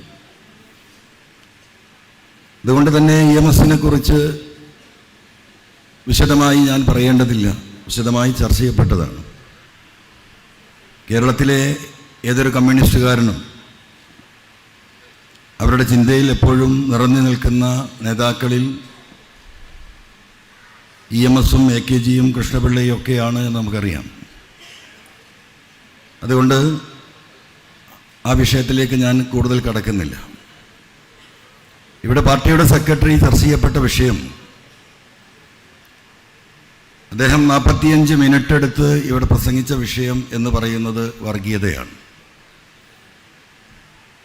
ആ വിഷയത്തിൽ അങ്ങോളം ഇങ്ങോളം ഇടയ്ക്കിടയ്ക്ക് അദ്ദേഹം സൂചിപ്പിച്ച് വന്നത് കേരളമെന്ന ഈ സംസ്ഥാനത്തിൻ്റെ മതേതര സ്വഭാവത്തിൻ്റെ മഹത്വത്തെക്കുറിച്ചാണ്. ഇന്ത്യയിലെ ഏറ്റവും നല്ല മതേതര സംസ്ഥാനം എന്ന് പറഞ്ഞിട്ട് സഖാവ് യെച്ചൂരി തിരുത്തുകയുണ്ടായി. ലോകത്തിൽ തന്നെ ഏറ്റവും നല്ല മതേതര സമൂഹം, അത്രമാത്രം മതേതര വിശ്വാസികളായ ഒരു ജനസമൂഹം, അതിൻ്റെ നടുക്ക് പിളർത്താൻ നടത്തിക്കൊണ്ടിരിക്കുന്ന ഇന്ത്യയിലെ ഫാസിസ്റ്റ് ഭരണകൂടത്തിൻ്റെ പ്രവർത്തികൾ ചെന്ന് ഇന്ന് എവിടെ എത്തി നിൽക്കുന്നു എന്ന് നോക്കിയാൽ,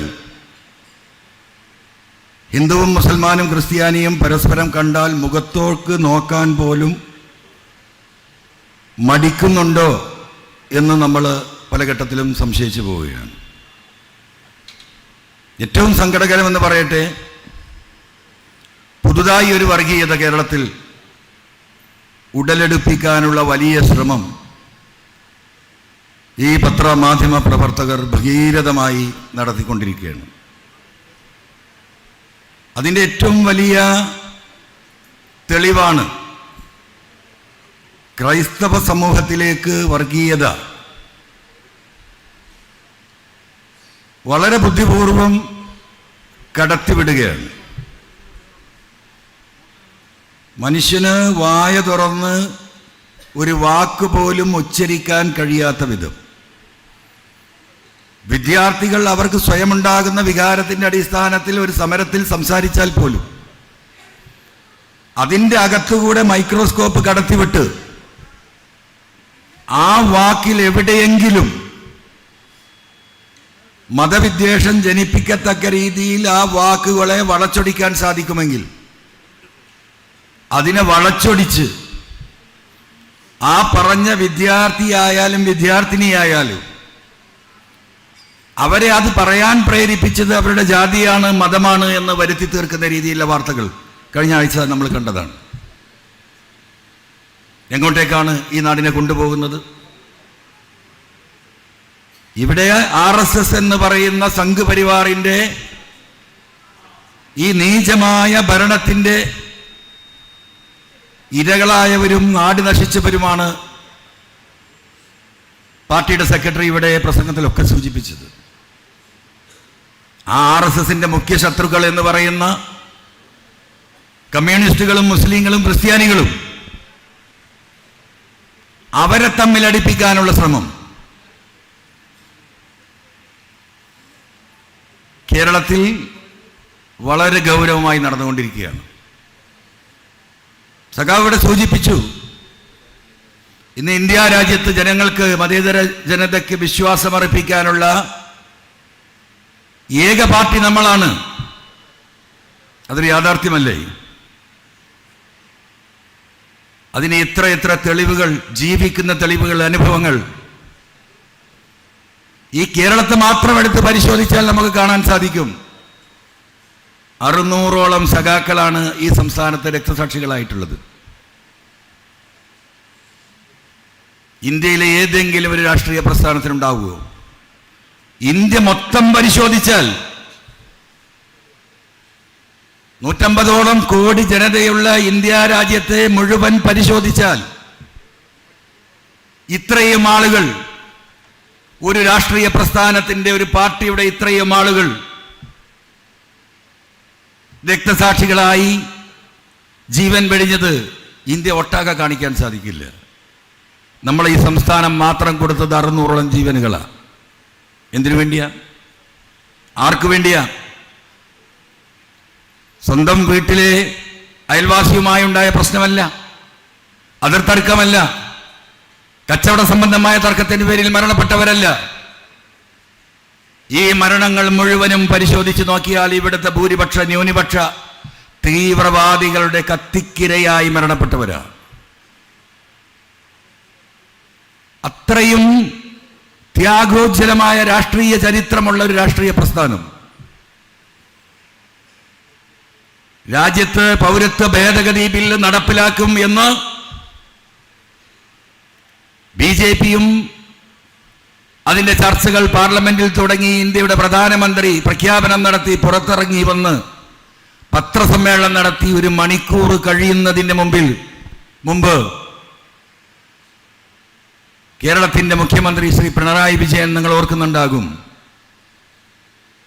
അത് നടപ്പിലാക്കാൻ ഞങ്ങൾ തയ്യാറല്ല, അനുവദിക്കില്ല എന്ന് പറയാൻ 1 മണിക്കൂർ സമയമേ നമുക്ക് ആവശ്യമെന്നുള്ളൂ. ആ മതേതരത്വം, ആ പാർട്ടിയെ സഹായിക്കാൻ ഉത്തരവാദിത്തപ്പെട്ടവർ, ഈ പറയുന്ന 2 സാമുദായിക കക്ഷികളും, എന്താ അവരുടെ നിലപാട്? എന്താ അവരുടെ നിലപാട്? ആരാണ് പൊതുശത്രു? നമ്മളാണ് പൊതുശത്രു, CPM. കേരളത്തിലെ UDFനെ സംബന്ധിച്ച് ആരാണ് പൊതുശത്രു? പച്ചയായി പറയാൻ ഒരു മടിയില്ല, അത് CPM ആണ് എന്ന്. മുസ്ലിം ലീഗിന്റെ വേദികളിൽ നിന്ന് നിരന്തരമായി നമ്മൾ കേൾക്കുന്ന ശബ്ദം കമ്മ്യൂണിസ്റ്റുകാരെ തകർക്കണം, അല്ലേ? ഇന്ന് അതും മാറി അടുത്ത സ്റ്റെപ്പിലേക്ക് കടക്കുകയാണ്. ക്രൈസ്തവ സമുദായത്തിൻ്റെ അകത്ത് വിള്ളലുണ്ടാക്കി വർഗീയത കുത്തിത്തിരുകി അവരെ കൂടെ പരിപൂർണമായും ഈ പ്രസ്ഥാനത്തിനെതിരാക്കാനുള്ള വഴികൾ തേടുകയാണ്. ഇത് ഇന്നും ഇന്നലെയും ആരംഭിച്ചതല്ല. മണിപ്പൂരിൽ നിന്ന് ഇത്രയും ഭീകരമായ സംഭവങ്ങൾ ഇപ്പോഴും നടന്നുകൊണ്ടിരിക്കുന്നു. ആയിരക്കണക്കിന് ക്രൈസ്തവർ ഓരോ ദിവസവും പലായനം ചെയ്യുന്നതിൻ്റെ വീഡിയോകളും ഫോട്ടോകളും അവരുടെ ദുരിതങ്ങളും ഈ കേരളത്തിലെ ജനങ്ങൾ കണ്ണു നിറയെ കണ്ടുകൊണ്ടിരിക്കുമ്പോഴും ആ ഫാസിസത്തിന് അനുകൂലമായ നിലപാടെടുക്കുന്ന സാമുദായിക നേതാക്കന്മാർ എവിടെ കൊണ്ടെത്തിക്കും? നമ്മൾ എവിടെ എത്താൻ പോകുന്നു കേരളം? ഈ മതേതര സ്വഭാവം തകർക്കണമെങ്കിൽ ഈ കമ്മ്യൂണിസ്റ്റ് പാർട്ടിയെ തകർക്കണം. നമ്മളെ കൊണ്ടുള്ള തലവേദന കേരളത്തിൽ മാത്രമല്ല, ഇന്ത്യയിലെ വിവിധ സംസ്ഥാനങ്ങളിലെ മതേതര സമൂഹം സംസാരിക്കുന്നു. ആ നാട് വിട്ട് കേരളത്തിൽ വന്ന് താമസിക്കാൻ എന്തെങ്കിലും വഴിയുണ്ടോ എന്ന്.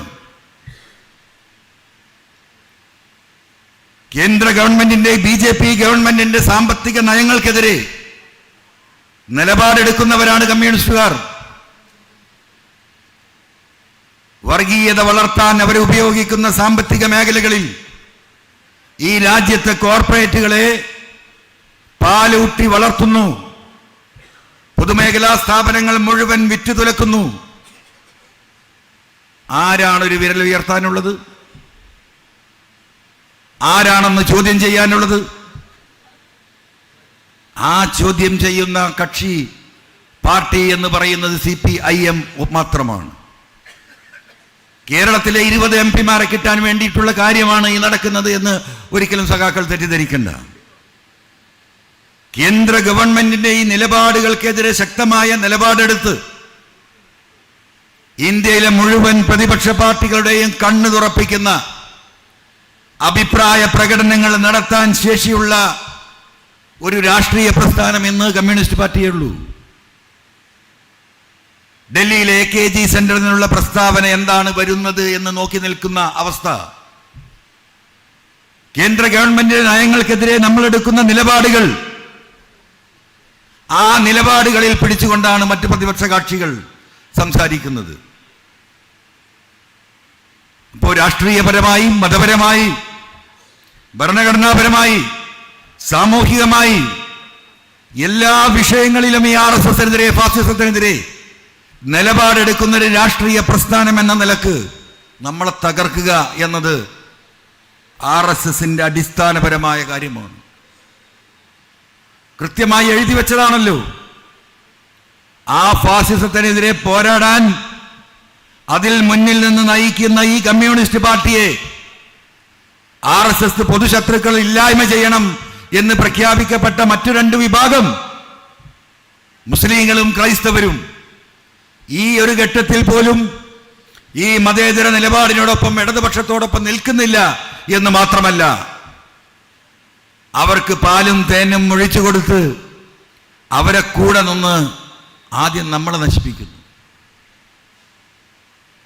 ഇന്ത്യയിലെ ഇതര സംസ്ഥാനങ്ങളിൽ മുസ്ലിങ്ങൾക്കെതിരെയും ന്യൂനപക്ഷങ്ങൾക്കെതിരെയും പ്രത്യേകിച്ച് ദളിതർക്കെതിരെയും ഉണ്ടായ ഈ പീഡനങ്ങളൊന്നും ഇവരുടെ ആരും കണ്ണു തുറക്കാൻ ഇപ്പോഴും സമയമായിട്ടില്ല.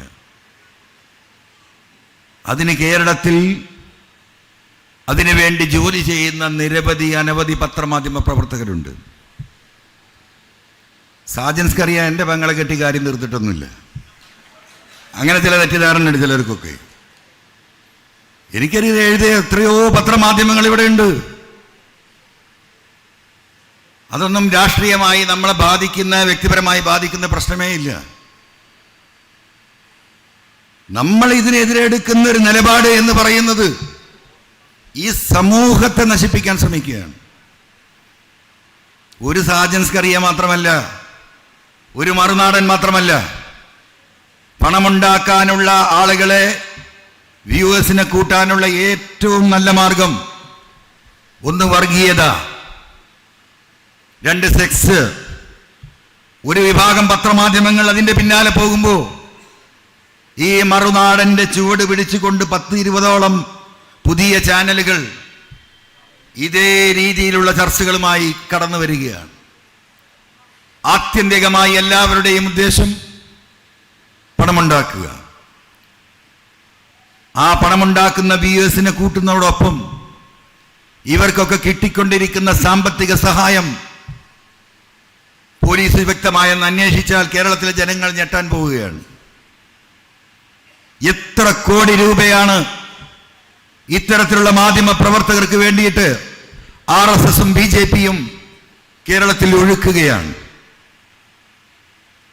ഈ പോക്ക് പോയാൽ എവിടെ എത്തും? ഒരാൾക്കും സമാധാനത്തോടുകൂടി കിടന്നുറങ്ങാൻ കഴിയാത്ത അവസ്ഥയിലേക്ക് ഈ സംസ്ഥാനം എത്തണമോ വേണ്ടയോ എന്ന് തീരുമാനിക്കേണ്ടത് കേരളത്തിലെ ജനങ്ങളാണ്. ആ ജനങ്ങളുടെ നിലപാടാണ് നമുക്കറിയേണ്ടത്. ആ ജനങ്ങളോടാണ് നമുക്ക് സംസാരിക്കാനുള്ളത്. ആ ജനങ്ങളോട് നടുനിവർന്നു നിന്ന് നമ്മൾ സംസാരിക്കുന്നു. ജനങ്ങൾ സഹൂതം അത് കേൾക്കുന്നു. 2016 തൊട്ട് 2021 വരെ കേരളം ഭരിച്ച ഈ ഗവൺമെന്റ് ജനങ്ങൾക്ക് നൽകിയ സകലമാന വാഗ്ദാനങ്ങളും പരിപൂർണമായി പാലിച്ച് 2ാം ഘട്ടം തെരഞ്ഞെടുപ്പിലേക്ക് നമ്മൾ കടന്നു. എന്തായിരുന്നു വാർത്തകൾ? എന്തായിരുന്നു സർവേ റിപ്പോർട്ടുകൾ? 100 സീറ്റ് വാങ്ങി UDF അധികാരത്തിൽ വരും അല്ലേ? ഏതെങ്കിലും ഒരു സർവേ ഫലം ഇടതുപക്ഷ ജനാധിപത്യ മുന്നണി പിണറായി തിരിച്ചു വരുമെന്ന് പറഞ്ഞതായിട്ട് സഖാക്കൾക്ക് ഓർക്കാൻ കഴിയില്ല. രാപ്പകലില്ലാതെ കേരളത്തിലെ ഇടതുപക്ഷ പ്രവർത്തകർ നടത്തിയ കഠിനാധ്വാനം ഒരു തെരഞ്ഞെടുപ്പിലല്ല, 5 വർഷക്കാലവും ഏതെങ്കിലും ഒരു സഖാവിന് വീട്ടിൽ കിടന്നുറങ്ങാൻ ഒഴിവ് കിട്ടിയിട്ടുണ്ടോ? നമ്മൾ ആലോചിക്കണ്ടേ? സർക്കാർ അധികാരത്തിൽ വന്നു, ഔക്കി ദുരന്തം. എന്തായിരുന്നു സഖാക്കളുടെ അവസ്ഥ? 18-19 പ്രളയം. ഏതെങ്കിലും ഒരു സഖാവ് മര്യാദക്ക് വീട്ടിൽ കിടന്നുറങ്ങിയിട്ടുണ്ടോ? നാടായ നാട് മുഴുവൻ നടന്ന് പിരിവെടുത്ത് ദുരിതത്തിൽ പെട്ട മനുഷ്യരെ സഹായിക്കുന്ന പ്രവൃത്തിയല്ലാതെ മറ്റൊരു പ്രവൃത്തിയും ചെയ്യാൻ ആ ദുരന്തങ്ങൾ അവസാനിച്ചിട്ട് പോലും നമുക്കാർക്കും സാധിച്ചിട്ടില്ല. അത്ര വലിയ ദുരന്തങ്ങളല്ലേ ഏറ്റെടുത്തത്? നാട്ടിൽ കണ്ടു കാണപ്പെട്ട ആക്രി അടക്കം പെറുക്കി DYFI എന്ന പ്രസ്ഥാനം പണമുണ്ടാക്കി നാട്ടിലെ ജനങ്ങൾക്ക് ഭക്ഷണവും വസ്ത്രവും മരുന്നും എത്തിച്ചു കൊടുത്ത പ്രവർത്തനം മറക്കാറായിട്ടില്ല. അത് കഴിഞ്ഞു അടുത്ത ദുരന്തം. ആ ദുരന്തത്തിന്റെ കൊറോണയുടെ സ്ഥിതി എന്താ? 2-2.5 വർഷക്കാലം കേരളത്തിലെ കമ്മ്യൂണിസ്റ്റുകാർ, ഇടതുപക്ഷ പ്രവർത്തകർ അവർ നടത്തിയ പ്രവർത്തനം, അവരൊരുക്കിയ സംരക്ഷണം ഈ ഗവൺമെന്റിനോടൊപ്പം നിന്നുകൊണ്ട് എല്ലാം ജനകീയമായി ഏറ്റെടുത്തു. അങ്ങനെ കഴിഞ്ഞു പോയ 5 വർഷം ജനങ്ങൾ അടുത്തറിഞ്ഞു, ആശ്വസിച്ചു ഒരു ഗവൺമെന്റ് ഭരണത്തിൽ. തിരിച്ച് നമ്മൾ വന്നു. അപ്പോഴും പറഞ്ഞു നമ്മൾ പോകും, ഈ സർക്കാർ തിരിച്ചു വരില്ല. ഒരു പത്രത്തിൽ ഒരു വരി എഴുതിയത് നമുക്ക് ഓർക്കാൻ സാധിക്കൂ? ഇന്നെന്താ സ്ഥിതി? ആ സ്ഥിതി തന്നെ തുടരുന്നു. കള്ള വാർത്തകൾ. പാർട്ടി സെക്രട്ടറി പ്രിയപ്പെട്ട കുടിയേരി മരിക്കുന്നത് വരെ ഒരു നിമിഷം ആ മനുഷ്യന് സമാധാനം നൽകിയിട്ടുണ്ടോ? എവിടെ പോയ കേസ്? എന്താണ് ആ കേസിന്റെ അടിസ്ഥാനം? എന്താണ്? തെരഞ്ഞെടുപ്പിന്റെ അവസാന ഘട്ടത്തിൽ മുഖ്യമന്ത്രിയെ ഇപ്പതാ അറസ്റ്റ് ചെയ്ത് കൊണ്ടുപോകൂ. 4-5 കേന്ദ്ര ഏജൻസികൾ ഇങ്ങനെ വട്ടമിട്ട് പറക്കുന്നു. എഴുതി പെരുപ്പിച്ച വാർത്തകൾ. എത്ര ദിവസം കേരളത്തിലെ സഖാക്കൾ സമാധാനത്തോടുകൂടി കിടന്നുറങ്ങാതെ കഴിഞ്ഞു പോയ ദിനങ്ങൾ നിങ്ങൾ മറക്കരുത്. ഈ അക്രമി സംഘം ഈ പാർട്ടിയെയും മുഖ്യമന്ത്രിയെയും കുടുംബത്തെയും ഒക്കെ ഈ ഫാസിസ്റ്റുകളുടെ സഹായത്തോടു കൂടി റാഞ്ചി പോകുമോ എന്ന് നമ്മൾ ഭയപ്പെട്ട എത്ര മാസങ്ങൾ കടന്നുപോയി. ആരായിരുന്നു ഈ വാർത്തകൾക്ക് പിന്നിൽ? ഇന്ന് കോടിയേരി സഖാവ് നമ്മുടെ കൂടെയില്ല. കോടിയേരി സഖാവ് മാറിയാൽ അടുത്ത സഖാവ്.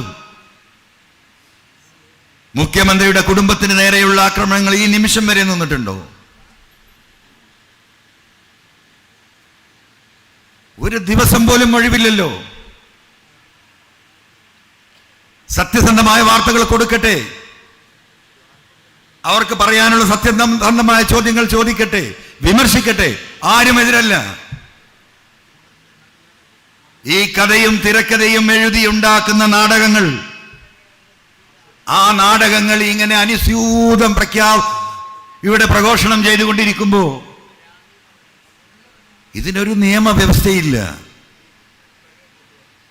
എന്താണ് പത്രസ്വാതന്ത്ര്യം? എന്താണ് ആ സ്വാതന്ത്ര്യത്തിന്റെ അർത്ഥം?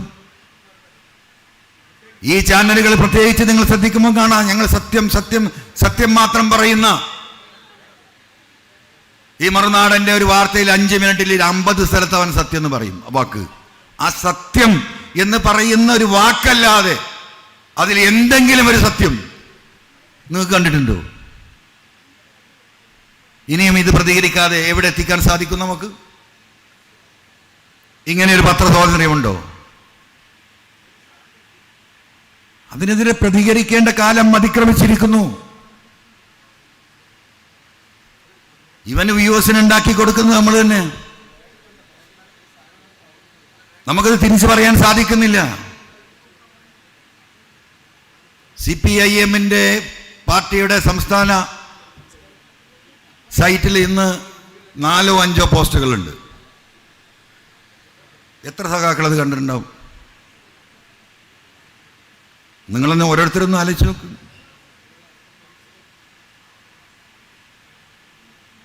എത്ര സഖാക്കൾ കണ്ടിട്ടുണ്ടാവും?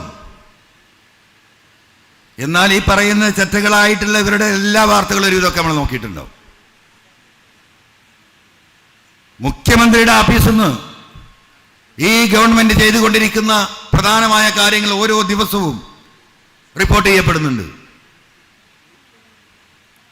എത്ര ആൾ നമ്മൾ ശ്രദ്ധിക്കുന്നുണ്ട്? എത്ര ആളത് വായിക്കുന്നുണ്ട്? എത്ര ആളത് നോക്കുന്നുണ്ട്? എത്ര പേര് ലൈക്ക് അടിക്കുന്നുണ്ട്?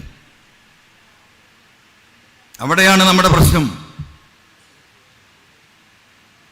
നമ്മൾ ഒരുമിച്ച് നിന്നാൽ ഒരു ദിവസം കൊണ്ട്, ഒരു നിമിഷം കൊണ്ട് ആ ജനകീയ പ്രതിരോധം കേരളത്തിലെ മുഴുവൻ സഖാക്കളും ഒരു ഒറ്റ ദിവസം മെനക്കെട്ടാ തീരുന്നതുള്ളതൊക്കെ. ആ ഉത്തരവാദിത്തമെങ്കിലും നമ്മൾ ഏറ്റെടുക്കണ്ടേ? തലയണയുടെ അകത്ത് ഫോൺ വെക്കാതെ ഉറങ്ങൂല നമ്മളാരും ഉണ്ടോ? എന്നാൽ ആ കിടക്കപ്പായിന്ന് രാവിലെ ഒന്ന് എടുത്തിട്ട് ഇന്നെന്താണ് സ്റ്റേറ്റ് കമ്മിറ്റി വല്ലതുണ്ടോ? മുഖ്യമന്ത്രിയുടെ ഓഫീസ് വല്ലതും? പല്ല് തേക്കുന്നതിന് മുമ്പ് ചെയ്യാൻ പറ്റുന്ന പണിയാ. പക്ഷേ അത് ചെയ്യാൻ, ഈ പല്ല് തേക്കുന്നതിന് മുമ്പ്, ഉണരുന്നതിന് മുമ്പ് അത് ചെയ്യാൻ ഇവിടെ ലക്ഷക്കണക്കിന് ആളുകളെ ഏർപ്പാട് ചെയ്തവരാണ് അപ്പുറത്തുള്ളത് എന്ന് നമുക്ക് ഇപ്പോഴും മനസ്സിലായിട്ടില്ല. അവിടെയാണ് നമ്മുടെ പരാജയം. ഇവിടെ ഇരിക്കുന്ന സഖാക്കളൊക്കെ ഉത്തരവാദിത്തപ്പെട്ടവരാ, അത്യാവശ്യം നന്നായിട്ട് സംസാരിക്കാൻ കഴിയുന്നവരാ. എൻ്റെ നിങ്ങൾക്ക് ആർക്കും ഒരു മെസ്സേജ് നിങ്ങൾക്ക് പറഞ്ഞുകൂടെ? നിങ്ങൾക്കൊരു 5 മിനിറ്റ് നിങ്ങളുടെ ഫോണിൽ പ്രസംഗിച്ചിട്ട് നിങ്ങളെ ഗ്രൂപ്പിലേക്ക് വിട്ടാൽ എന്താ? എല്ലാവർക്കും ചെയ്യാലോ. ഈ ഗവൺമെന്റ് ചെയ്തുകൊണ്ടിരിക്കുന്ന കാര്യങ്ങൾ, നിങ്ങളുടെ നാടുമായി ബന്ധപ്പെട്ട കാര്യങ്ങൾ, നിങ്ങളുടെ വീടിന് ചുറ്റുമുള്ള കാര്യങ്ങൾ, ഈ പാർട്ടി ഇടപെടാത്തത് എവിടെയാ? ആ രീതിയിലുള്ള ഒരു പ്രതിരോധം നമ്മൾ തീർത്തെങ്കിൽ തന്നെ ഈ കള്ളവാർത്തകളിൽ നിന്ന് നമുക്ക് രക്ഷപ്പെട്ട് മുന്നോട്ട് വരാൻ സാധിക്കുകയുള്ളൂ. ആരും നമുക്ക് അനുകൂലമല്ല. RSSന്റെ കൈകടത്തലുകൾ എല്ലായിടത്തുമുണ്ട്. നമ്മൾ നീതിയും ന്യായവും ഇപ്പം നടപ്പിലാകുമെന്ന് വിചാരിച്ചാൽ നടക്കാത്ത പല ഘട്ടങ്ങളും പല മേഖലകളിലും ഈ ഉദ്യോഗസ്ഥ വൃന്ദത്തിലുണ്ട്. ഇതൊക്കെ പ്രതികരിക്കേണ്ടത് കേരളത്തിലെ ജനങ്ങളാണ്. ആ പ്രതികരണ ശേഷി ചെറുതായിട്ട് നമുക്ക് കുറഞ്ഞു പോകുന്നുണ്ടോ എന്ന് നമ്മൾ ഓരോരുത്തരും സ്വയം പരിശോധിക്കേണ്ടതാണ്. ഇനിയിപ്പോൾ തെരഞ്ഞെടുപ്പ് വരാൻ പോകുന്നു. ഇന്ത്യയിലെ പ്രതിപക്ഷ കക്ഷികളൊക്കെ പാടെ യോജിക്കാനുള്ള ചർച്ചകൾ നടക്കുക. അത് യോജിക്കുമെന്ന് തോന്നിയാൽ ഒക്ടോബർ നവംബറിൽ പോലും നിങ്ങൾക്ക് തെരഞ്ഞെടുപ്പ് പ്രതീക്ഷിക്കുക. തെരഞ്ഞെടുപ്പ് മെയ്യിലല്ലേ എന്ന് വിചാരിച്ച് ആരും നിൽക്കണ്ട. ഇന്ത്യയിൽ ഇന്ന് പ്രതിപക്ഷ കക്ഷികളുടെ ഇടയിൽ നടക്കുന്ന ചർച്ചകൾ നല്ല രീതിയിൽ വിജയിച്ച് മുന്നോട്ട് പോവുകയാണെങ്കിൽ പിന്നെ തെരഞ്ഞെടുപ്പിന് നമുക്ക് സമയം കൊടുക്കാതിരിക്കുക എന്നതായിരിക്കും BJP എടുക്കുന്ന നിലപാട്. അതുകൊണ്ട് ഏത് നിമിഷവും ഈ രാജ്യം നിലനിൽക്കണമോ, കമ്മ്യൂണിസ്റ്റുകാർക്കും മതേതരവാദികൾക്കും ഈ രാജ്യത്ത് ഈ ഇരിക്കുന്നത് പോലെ ജീവിക്കാനുള്ള സാഹചര്യം ഉണ്ടാകണമോ എന്ന് തീരുമാനിക്കപ്പെടുന്ന തെരഞ്ഞെടുപ്പാണ് 2024 നടക്കാൻ പോകുന്നത്. BJP തുടങ്ങി വെച്ച, അടിത്തറ ഇട്ടുവെച്ച പൗരത്വ ഭേദഗതി തൊട്ട് കമ്മ്യൂണിസ്റ്റ് വിരോധം വരെയുള്ള അവരുടെ എല്ലാ പ്ലാനുകളും നടപ്പിലാക്കാൻ അവർ ലക്ഷ്യം വെച്ചിരിക്കുന്നത് 2024 തെരഞ്ഞെടുപ്പാണ്. എന്ന് പറഞ്ഞാൽ നമ്മളിപ്പോൾ ഈ നിൽക്കുന്നത് തെരഞ്ഞെടുപ്പിൻ്റെ വക്കീലാണ്. ആ ഉത്തരവാദിത്വം പാർട്ടി സെക്രട്ടറിക്കും ബ്രാഞ്ച് സെക്രട്ടറിക്കും LC സെക്രട്ടറിക്കും ഏരിയ സെക്രട്ടറിക്കും DCസിനും മാത്രമാണ്. അത് നമ്മൾ അപ്പം നോക്കാം എന്ന് നമ്മൾ വിചാരിച്ചിരുന്നാൽ ഈ പറയുന്ന കോൺഗ്രസും ലീഗും BJPയും RSSും ജമാഅത്ത് ഇസ്ലാമിയും SDPIയും PDPയും ഒക്കെ ഒന്നാ. നിങ്ങൾ മനസ്സിലാക്കിക്കോ, നമ്മൾ മാത്രം ഒറ്റക്ക. നമ്മളോടൊപ്പമുള്ളത് ഈ നാട്ടിലെ സാധാരണക്കാരും ഇടത്തരക്കാരുമായ ജനങ്ങളാണ്. ആ ജനങ്ങളെ ഒരുമിച്ച് നിർത്തിയിട്ട് നമ്മൾ പോരാട്ടം. ഇപ്പൊ കർണാടകയിൽ നടന്ന തെരഞ്ഞെടുപ്പിന്റെ ആവേശത്തിമർപ്പില. അതിലേക്ക് കടന്ന ഒരു മണിക്കൂർ പറയേണ്ടി ഞാൻ അതിലേക്ക് കടക്കുന്നില്ല. പല പല ഗാന്ധിമാരും ഇനിയും വരാം. ആ ഗാന്ധിമാര് മാത്രമാണ് ഇന്ന് കോൺഗ്രസ് UDF പ്രതീക്ഷ അർപ്പിക്കുന്നത് കേരളത്തിൽ. നമ്മളെ ദുരന്തക്കുഴിയിലേക്ക് ചവിട്ടിത്താഴ്ത്താൻ അവർ കണ്ടുവച്ചിരിക്കുന്ന ഏകോപകരണം, ആങ്ങളെ പോയ പെങ്ങൾ വരാം, അളിയം വരാം. കേരളത്തിലെ സാധുക്കളായ കുറെ കോൺഗ്രസ്സുകാരുണ്ട്, ഒരു നിവൃത്തിയില്ല. ഇപ്പോഴും സെന്റിമെന്റലാ ഇവിടെ പ്രശ്നം. സെന്റിമെന്റ് ഗാന്ധി കുടുംബം, പിന്നെ ഒന്ന് അതോടൊക്കെ എന്തായി കയ്യും കാലൊക്കെ കുഴഞ്ഞു. ഒരധ്വാനമില്ല. 19 സീറ്റ് അടിച്ചു മാറ്റിയിട്ടാണ് കള്ളന്മാർ പോയത്. നിങ്ങൾ മനസ്സിലാക്കണം. ആ പോയ പോക്ക പിന്നെ കേരളത്തിലെ ജനം തെരഞ്ഞിട്ട് അവരാരും കണ്ടിട്ടില്ല. ആകെ കണ്ടത് കേരളയിൽ നിർത്താൻ വേണ്ടിയിട്ട് BJPന്റെ മന്ത്രിനെയും കൂട്ടി പോകണമെന്നാണ് ഇവരെ ഈ ആളുകളെന്ന് ജനങ്ങൾ കണ്ടത്.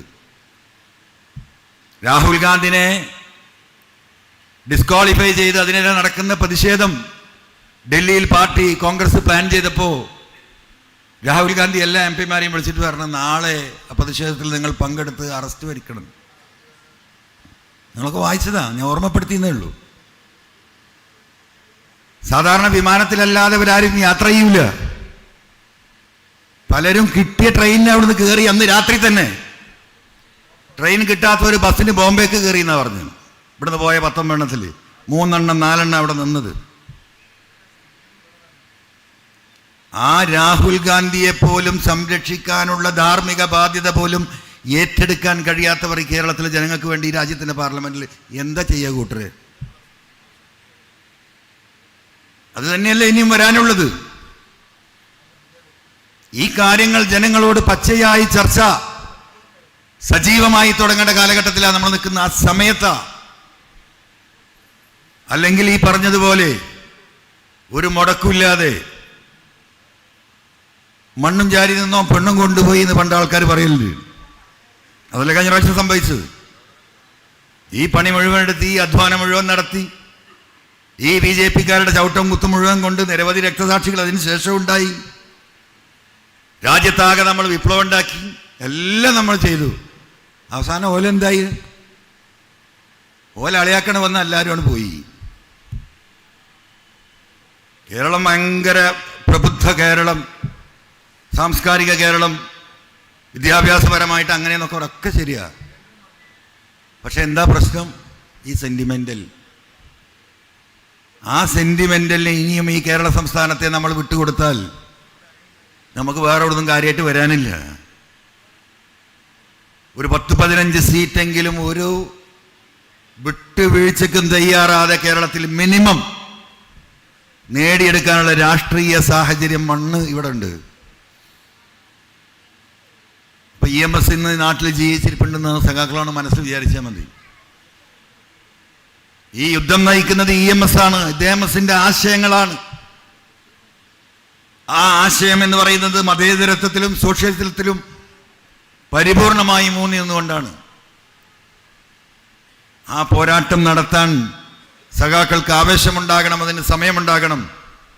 ഇന്ന് ഞാൻ സൂചിപ്പിച്ച ഈ കള്ളവാർത്താ മാധ്യമങ്ങൾക്കെതിരെ അണ്ണാരക്കണ്ണന് തന്നാലായതും എന്ന് പറഞ്ഞതുപോലെ നിങ്ങൾക്കൊക്കെ സാധിക്കും. ആ ഒരു ഇടപെടൽ, അതിനുള്ളൊരു മനസ്സ്, ഒരു 5 മിനിറ്റെങ്കിലും ഈ പാർട്ടിക്കും ഈ ഗവൺമെന്റിനും വേണ്ടിയിട്ട് 24 മണിക്കൂറും ഇതിലേക്ക് നോക്കിയിരിക്കുന്ന എൻ്റെ പ്രിയപ്പെട്ട സഖാക്കള് ഒരു 5 മിനിറ്റ് ഒരു പ്രതികരണത്തിന് വേണ്ടിയിട്ട് ഉപയോഗിക്കണമെന്ന് സ്നേഹപൂർവം ഓർമ്മപ്പെടുത്തിക്കൊണ്ട് ഈ ചടങ്ങിൽ സംസാരിക്കാൻ അവസരം തന്ന ഇതിൻ്റെ സംഘാടക സമിതിയെയും പ്രസംഗം ശ്രവിച്ച എൻ്റെ പ്രിയപ്പെട്ട സഖാക്കളെയും അഭിവാദ്യം ചെയ്തുകൊണ്ട് ഞാൻ നിർത്തുന്നു. നന്ദി, നമസ്കാരം. ഈ മതനിരപേക്ഷ കൂട്ടായ്മയെ സമ്പുഷ്ടമാക്കിക്കൊണ്ട് കവിയും എഴുത്തുകാരനും ഗാനരചയിതാവും സർവോപരി ഉജ്ജ്വലനായ വാഗ്മിയുമായ ശ്രീ ആലങ്കോട് ലീലാകൃഷ്ണൻ നമ്മളോട് സംസാരിക്കും.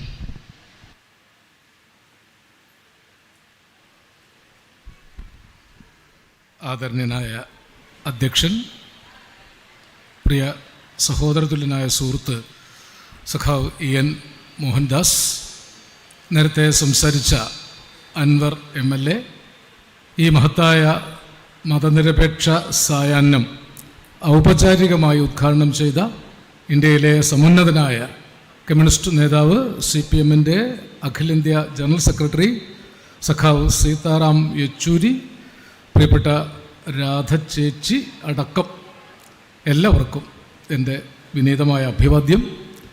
ദീർഘമായൊരു പ്രസംഗത്തിൻ്റെ സന്ദർഭമല്ല ഇത് എന്ന് എനിക്കും നിങ്ങൾക്കും അറിയാം. എന്നെ സംബന്ധിച്ച് ഇന്നിവിടെ വരേണ്ടത് എന്നെപ്പോലൊരു എളിയ സാംസ്കാരിക പ്രവർത്തകൻ്റെ ബാധ്യതയും ഉത്തരവാദിത്വവുമാണ്. മലപ്പുറത്തിൻ്റെ അല്ല, കേരളത്തിൻ്റെ അല്ല, ഇന്ത്യയുടെ വിശ്വവിപ്ലവാചാര്യനായിരുന്നു സഖാവ് EMS.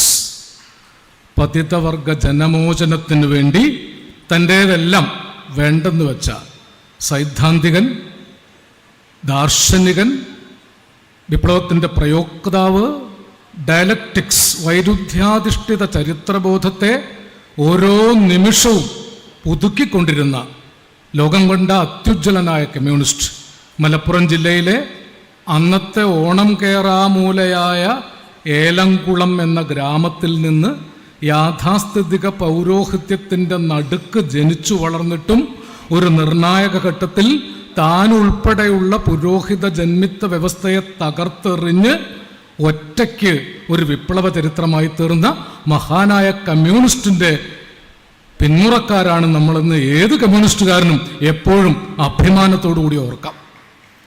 EMSൻ്റെ ലോകം പൂർണ്ണമായും മതനിരപേക്ഷ ലോകമായിരുന്നു. അദ്ദേഹം ജനിച്ചു വളർന്നത് മാമൂലുകളുടെ നടുക്കാണ്. അതെല്ലാം ഉപേക്ഷിച്ചു. ഈ ഏലംകുളം ഇന്ന് പോയാൽ പോലും അവികസിതമായൊരു ഗ്രാമമാണ്. ആ ഗ്രാമത്തിൽ നിന്നാണ് മാർക്സിനൊപ്പം, ലെനിനൊപ്പം, സ്റ്റാലിനൊപ്പം, മാവോയ്ക്കൊപ്പം ഉയർന്ന ഒരു മലയാളി കമ്മ്യൂണിസ്റ്റ് വിപ്ലവാചാര്യനുണ്ടായത്. ഒരു കമ്മ്യൂണിസ്റ്റിൻ്റെ ജീവിതം മരണം വരെ പഠനവും സമരവുമാണ്. EMSൻ്റെ സമ്പൂർണ്ണ ജീവിതം ജനിച്ചത് മുതൽ തന്നെ പറയാം, ഓർമ്മ വെച്ച നാൾ മുതൽ മരണം വരെ നിരന്തര പഠനവും നിരന്തര സമരവുമായിരുന്നു. അവസാനം ദേശാഭിമാനിക്ക് വേണ്ടി അവസാനത്തെ പൊരുതുന്ന ലേഖനവും എഴുതി മഷി ഉണങ്ങുന്നതിന് മുമ്പ് കണ്ണടച്ച ആ മഹാനായ വിപ്ലവാചാര്യനെ ഓർക്കുമ്പോൾ നമുക്ക് ഇത്തരം ഫാഷിസത്തെ ചെറുത്തു തോൽപ്പിക്കാനുള്ള ഊർജം തനിയെ ലഭിക്കും എന്നാണ് എൻ്റെ വിശ്വാസം. ഓർമ്മകളുണ്ടായിരിക്കണം. 3500-4000 കൊല്ലം മുമ്പ് ജനിച്ചുവോ മരിച്ചുവോ എന്ന് നിശ്ചയമില്ലാത്ത, വാത്മീകിയുടെ മനസ്സിൽ മാത്രം ജനിച്ചു മരിച്ച ഒരു കഥാപാത്രത്തിൻ്റെ ജന്മഭൂമി കൃത്യമായി ഓർമ്മയുണ്ടാകുന്നതും EMSനെ ഓർമ്മയില്ലാതാകുന്നതും അത്യപകടകരമായ ഓർമ്മയുടെയും മറവിയുടെയും മനുഷ്യവിരുദ്ധ രാഷ്ട്രീയത്തിൻ്റെ അടയാളമാണ്. കൃത്യമായി നമുക്ക് അറിഞ്ഞുകൂടാ ശ്രീരാമൻ ജനിച്ചത് എവിടെയാണ്. ഇതാ ഇവിടെ തന്നെയാണെന്ന് അവർ ഓർമ്മിപ്പിക്കുന്നു, പലതും ഓർമ്മിപ്പിക്കുന്നു. നേരത്തെ പാപ്പുട്ടി മാഷ് പറഞ്ഞതുപോലെ വിമാനം കണ്ടുപിടിച്ചത് എവിടെയാണ്. ഇല്ലാത്ത ഓർമ്മകളെ, പുനരുത്ഥാനത്തിൻ്റെ ഓർമ്മകളെ ഉൽപ്പാദിപ്പിക്കുന്നു. EMS നവോത്ഥാനത്തിൻ്റെ വക്താവായിരുന്നു. അതാണ് ഇന്നത്തെ ഇന്ത്യ ചരിത്രത്തിലെ വലിയ ഏറ്റുമുട്ടൽ. നവോത്ഥാനത്തിൻ്റെ രാഷ്ട്രീയമാണ് EMS ഇന്ത്യൻ കമ്മ്യൂണിസ്റ്റ് പാർട്ടിയിലൂടെ വളർത്തിയെടുത്തത്. ഇന്ന് സംഘപരിവാർ കൊണ്ടുവരുന്നത് പുനരുത്ഥാനത്തിൻ്റെ രാഷ്ട്രീയമാണ്. ഇത് പെട്ടെന്നുണ്ടായതല്ല. കമ്മ്യൂണിസ്റ്റ് പാർട്ടി ഇന്ത്യയിൽ ഉണ്ടായ അതേ കാലത്ത് തന്നെ RSSഉം ഉണ്ടായിട്ടുണ്ട്. നമ്മളങ്ങനെ ലഘുവായിട്ട് കാണണ്ട. 1925 RSS ഇന്ത്യയിൽ രൂപീകരിക്കപ്പെട്ടിട്ടുണ്ട്. ആദ്യം അത് ധർമ്മ സംസദ് എന്ന പ്രസ്ഥാനമായിരുന്നു. അവർ രൂപീകരിക്കപ്പെട്ടത് സ്വാതന്ത്ര്യം വേണ്ട എന്ന് പറയാനാണ്. ജന്മിത്ത നാടുവാഴിത്ത പൗരോഹിത്യ വ്യവസ്ഥ, ഇതെൻ്റെ വാക്കല്ല, EMSൻ്റെ വാക്കാണ്. ജന്മിത്ത നാടുവാഴിത്ത പൗരോഹിത്യ വ്യവസ്ഥ സംരക്ഷിച്ചുകൊണ്ട് ഒരു രാഷ്ട്രീയം മതി, ബ്രിട്ടീഷുകാരിവിടെ തുടർന്നോട്ടെ എന്നാണ് RSS എന്ന് തീരുമാനിച്ചത്. അതിനവരുടെ മുമ്പിലുണ്ടായിരുന്നത് ഹിന്ദുത്വ എന്ന പ്രത്യയശാസ്ത്രമാണ്. അത് ഹിന്ദു അല്ല, ഹിന്ദു മതമല്ല. 1925 രൂപീകരിക്കപ്പെട്ട RSS 2025 ഇന്ത്യ ഹിന്ദുത്വ രാഷ്ട്രമാക്കും എന്നാണ് പ്രഖ്യാപിച്ചിരിക്കുന്നത്. അവർ പണിയെടുക്കുന്നത് അതിനു വേണ്ടിയാണ്, അവരുടെ പ്രവർത്തനങ്ങളൊക്കെ അതിനു വേണ്ടിയാണ്. അവർ സ്ഥാപിക്കുന്ന രാഷ്ട്രം ഹിന്ദു രാഷ്ട്രമായിരിക്കില്ല, മതരാഷ്ട്രവുമായിരിക്കില്ല, അതൊരു ജാതി രാഷ്ട്രമായിരിക്കും, ബ്രാഹ്മണ ജാതി രാഷ്ട്രം. അവരുടെ പ്രത്യയശാസ്ത്രം ചാതുർവർണ്ണ്യമാണ്. നേരത്തെ പാപ്പുട്ടി മാഷ് അതും പറഞ്ഞു. വിഷ്ണുവിൻ്റെ മുഖത്ത് നിന്ന് ബ്രാഹ്മണൻ ജനിച്ചു, കൈകളിൽ നിന്ന് ക്ഷത്രിയൻ ജനിച്ചു, അരക്കെട്ടിൽ നിന്ന് വൈശ്യൻ ജനിച്ചു, പാദത്തിൽ നിന്ന് ശൂദ്രൻ ജനിച്ചു എന്നാണ് ചാതുർവർണ്ണ്യത്തിൻ്റെ അടിസ്ഥാന തത്വം. വൈക്കത്ത് സത്യാഗ്രഹം നടന്നിട്ട് 100 വർഷമായി. അവിടെ പ്രസംഗിക്കാൻ വന്ന പെരിയോർ EV രാമസ്വാമി നായ്ക്കർ ഇതൊക്കെ ചോദിച്ചുകൊണ്ട് പറഞ്ഞു, ഈ ശൂദ്രനും താഴെ കാണാൻ പാടില്ലാത്ത എത്രയോ താഴ്ന്ന ജാതിക്കാർ, അവർണ ജാതിക്കാരില്ലേ, അവരൊക്കെ പിന്നെ എവിടെ നിന്ന് ജനിച്ചു? അതിനാരും മറുപടി പറഞ്ഞില്ല. അതിന് അദ്ദേഹം പറഞ്ഞ മറുപടി, അവരൊക്കെ സ്വന്തം തന്തയ്ക്ക് ജനിച്ചു എന്നാണ്. വല്ലവരുടെ മൂക്കുന്നും വായുന്നും അല്ലാതെ സ്വന്തം തന്തയ്ക്ക് ജനിച്ച കുറേ പാവപ്പെട്ട മനുഷ്യരെ പരിഗണിക്കാതെ നിങ്ങൾക്ക് ആധുനിക രാഷ്ട്രീയത്തെ നേരിടാൻ പറ്റുകയില്ല.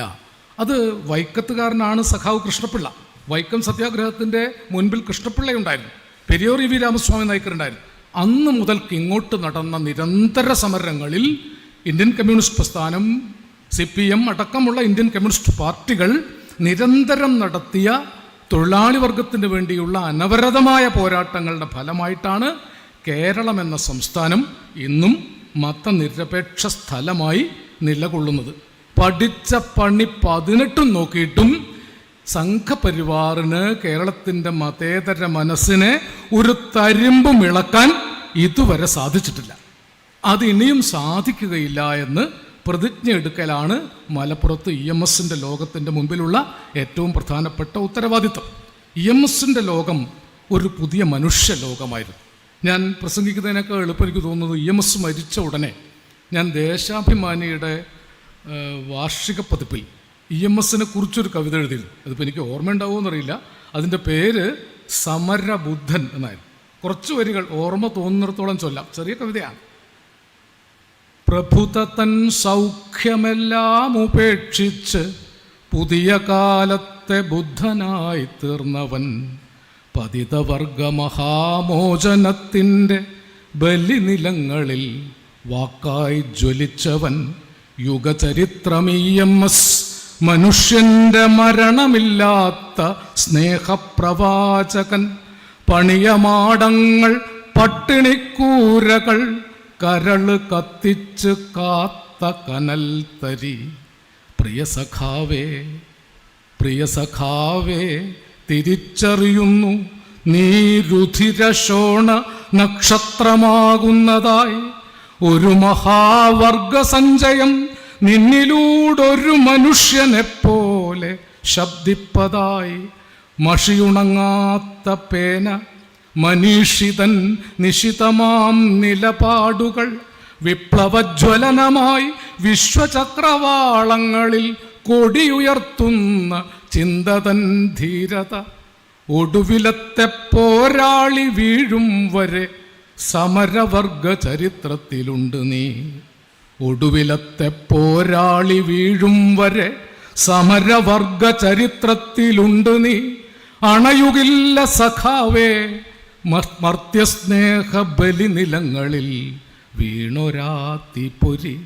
അണയുകില്ല സഖാവേ വർഗസ്നേഹ ബലിനിലങ്ങളിൽ വീണൊരാത്തിപ്പൊരി. ആ തീപ്പൊരിയാണ് EMS. ആ തീപ്പൊരിയെ ഊതിക്കെടുത്താൻ ഒരു പുനരുത്ഥാന ശക്തിക്കും സാധിക്കുകയില്ല. ഉള്ളത് മുഴുവൻ അദ്ദേഹം നഷ്ടപ്പെടുത്തുകയാണ് ചെയ്തത്. അമ്മ മരിച്ചപ്പോൾ ആ ശവം കാണാനോ എന്തെങ്കിലും അന്ത്യകർമ്മങ്ങൾ ചെയ്യാനോ സാധിക്കാതെ ഒഴിഞ്ഞു നിന്ന് കരഞ്ഞ ഒരു കുട്ടി EMSലുണ്ടായിരുന്നു. അന്നത്തെ യാഥാസ്ഥിതിക ഏലംകുളത്ത് മന പടിയടച്ച് പിണ്ടം വെച്ചതാണ്. ഭാഗം കിട്ടിയപ്പോൾ അളവറ്റ സ്വത്തുണ്ടായിരുന്നു. ഇവിടെ ഈ പ്രദേശത്ത് അനേകം മുസ്ലിം കുടിയന്മാരുടെ കയ്യിലായിരുന്നു ആ ഭൂമി. ആ ഭൂമി മുഴുവൻ കുടിയാന്മാർക്ക് കൊടുക്കുകയാണ് ചെയ്തത്. കിട്ടിയ കാശിനാണ് കൊടുത്തത്. പണം ചോദിച്ചു വാങ്ങിയിട്ടില്ല. അങ്ങനെ കിട്ടിയതാണ് 45,000 രൂപ. അത് പൂർണ്ണമായും ദേശാഭിമാനിക്ക് കൊടുത്തു.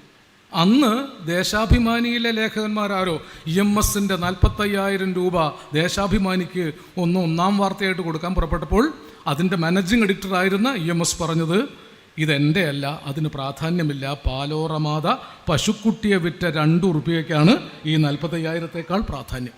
അങ്ങനെ തന്നെക്കാൾ പാലോറമാതയെ പാവപ്പെട്ട മനുഷ്യരെ സ്നേഹിച്ച ഒരു മഹാവിപ്ലവ മനീഷിയും പാവപ്പെട്ടവരുടെ യഥാർത്ഥമായ പടത്തലവന്മാരിൽ ഒരാളുമായിരുന്നു EMS.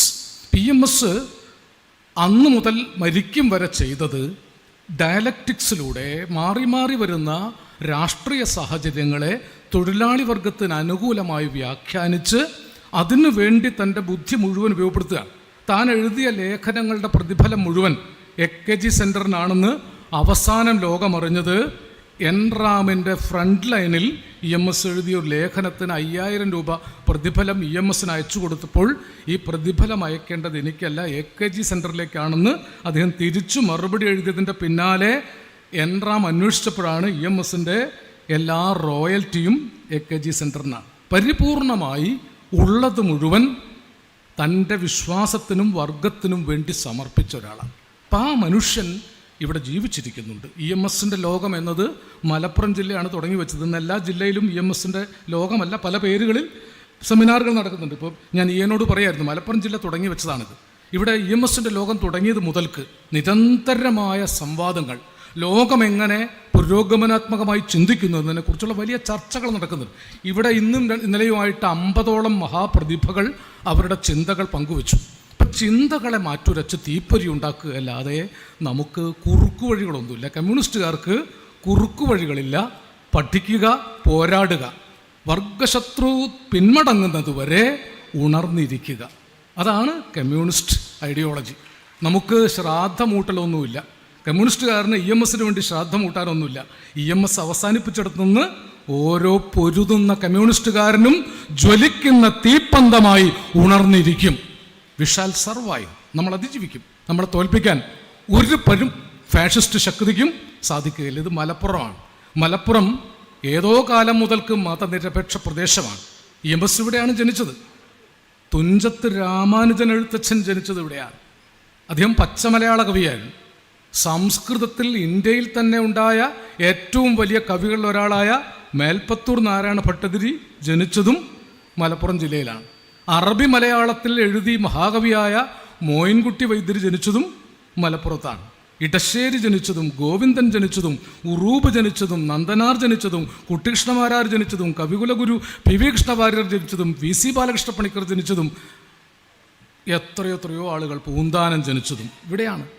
ഈ എഴുത്തുകാരും കലാകാരന്മാരും ഉണ്ടാക്കി തന്നത് മനുഷ്യ മഹാപൈതൃകമാണ്. പരിഷ്കൃത നാടുകൾ ഏതാനും നൂറ്റാണ്ടുകൾ കൊണ്ട് പിന്നിട്ട ദൂരം, ഏതാനും പതിറ്റാണ്ടുകൾ കൊണ്ട് കേരളം പിന്നിട്ടത് ഈ സമരപുളകങ്ങൾ തൻ സിന്ദൂരമാലകൾ ചാർത്തിക്കൊണ്ടാണ്. മലപ്പുറത്ത് മാത്രം ശുദ്ധ സംസ്കൃത കവിക്കും അറബി മലയാള കവിക്കും പച്ചമലയാള കവിക്കും ഒരേ സ്ഥാനം കൊടുത്ത ഒരു സ്ഥലം ലോകത്തെവിടെയാണ് ഉള്ളത്? നിങ്ങൾ സംസ്കൃതത്തിലെ കവിത വായിച്ചു നോക്കൂ. ഇന്ത്യയിലുണ്ടായ ഏറ്റവും മികച്ച സംസ്കൃത കാവ്യങ്ങളിലൊന്നാണ് നാരായണീയം. അജ്ഞാത്വാ തേ മഹത്വം യദിഹ നിഗദിതം വിശ്വനാഥ ക്ഷമേധാ സ്തോത്രം ചൈതൽസഹസ്രോത്തരം അധികതരം ത്വൽപ്രസാദായ ഭൂയാത് ദ്വേധാ നാരായണീയം ശ്രുതിഷു ച ജനുഷാം സ്തുത്യതാ വർണ്ണനേന സ്പീതം ലീലാവതാരൈരിതമിഹ കുരുതാം ആയുരാരോഗ്യ സൗഖ്യം. അദ്ദേഹം പറയുന്നത് നിന്നെ എനിക്ക് അറിഞ്ഞുകൂടാ, ദൈവത്തോട് പറയാണ്, നിന്നെ എനിക്ക് അറിയേണ്ടതില്ല. ഈ കാണുന്ന കീടജന്മങ്ങൾ തൊട്ട് സമസ്ത ജീവരാശികൾക്കും ആയുരാരോഗ്യ സൗഖ്യമുണ്ടെങ്കിൽ നിന്നെ എനിക്ക് അറിയേണ്ടതില്ല എന്നാണ് ഈശ്വരനോട് ഈ സംസ്കൃത കവി മലപ്പുറത്തിരുന്ന് പറഞ്ഞത്. ജാതി നാമാദികൾക്കല്ല ഗുണഗണം എന്നാണ് എഴുത്തച്ഛൻ പറഞ്ഞത്.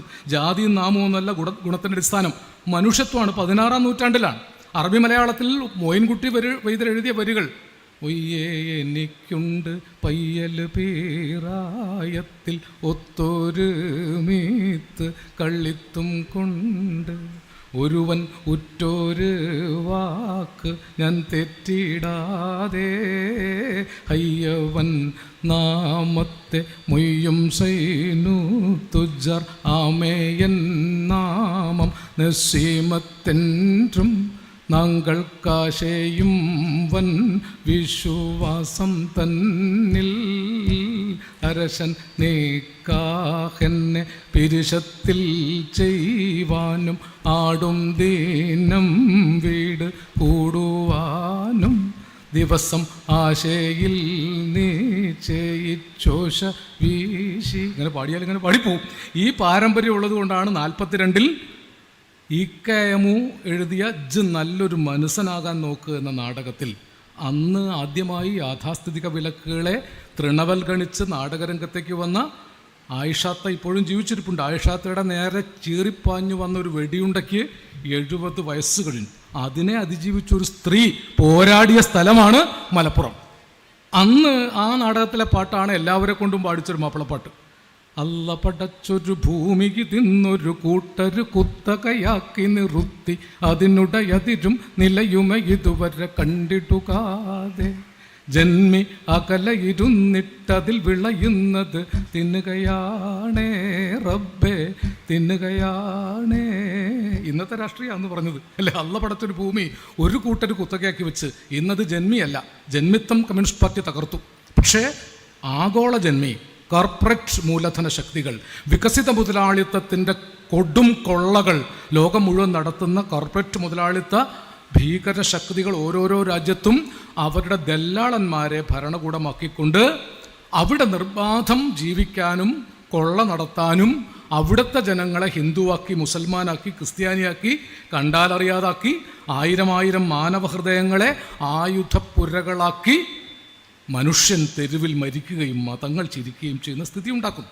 ഈ കോർപ്പറേറ്റ് മുതലാളിത്തത്തിൻ്റെ മൂലധന ശക്തിയുടെ വളർത്തുപുത്രന്മാരാണ് ഇന്ന് ഇന്ത്യ ഭരിക്കുന്നത്.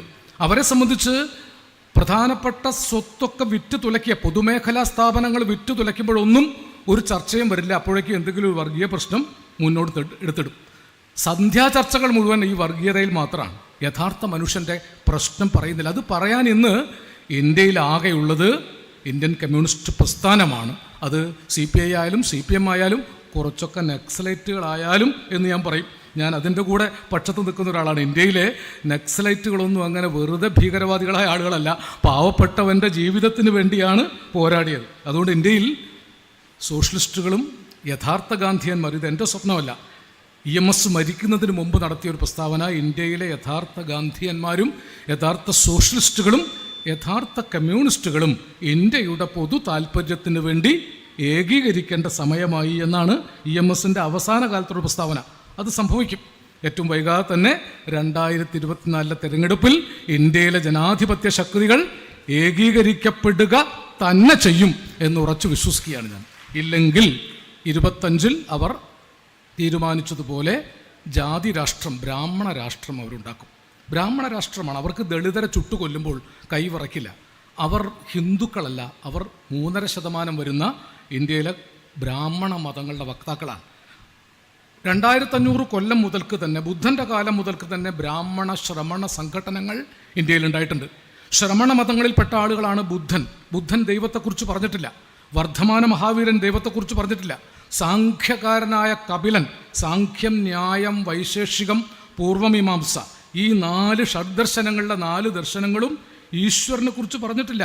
പ്രാചീന ഭാരതത്തിൽ ഉജ്ജ്വലമായ ഭൗതികവാദ ചിന്തകൾ ഉണ്ടായിരുന്നു. അതിനൊക്കെ മറച്ചു വെച്ചാണ് ബ്രാഹ്മണ മതങ്ങൾ വേദങ്ങളുടെ നാട്, ഉപനിഷത്തുക്കളുടെ നാട്, ഇതിഹാസങ്ങളുടെ നാട് എന്ന് പറഞ്ഞത്. എന്തുകൊണ്ടാണ് ബുദ്ധൻ്റെ നാട് എന്ന് നമ്മൾ പറയാത്തത്? ഇത് ബുദ്ധൻ്റെ നാടല്ലേ അടിസ്ഥാനപരമായി? ബുദ്ധൻ്റെ പാരമ്പര്യത്തിലാണ് EMS പെടുന്നത്.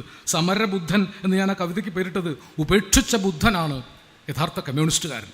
കമ്മ്യൂണിസ്റ്റുകാരൻ മനുഷ്യസ്നേഹിയാണ്, ഒന്നിനും വേണ്ടിയല്ല, അവനവന് വേണ്ടിയല്ലാതെ പ്രവർത്തിക്കുന്നവനാണ്.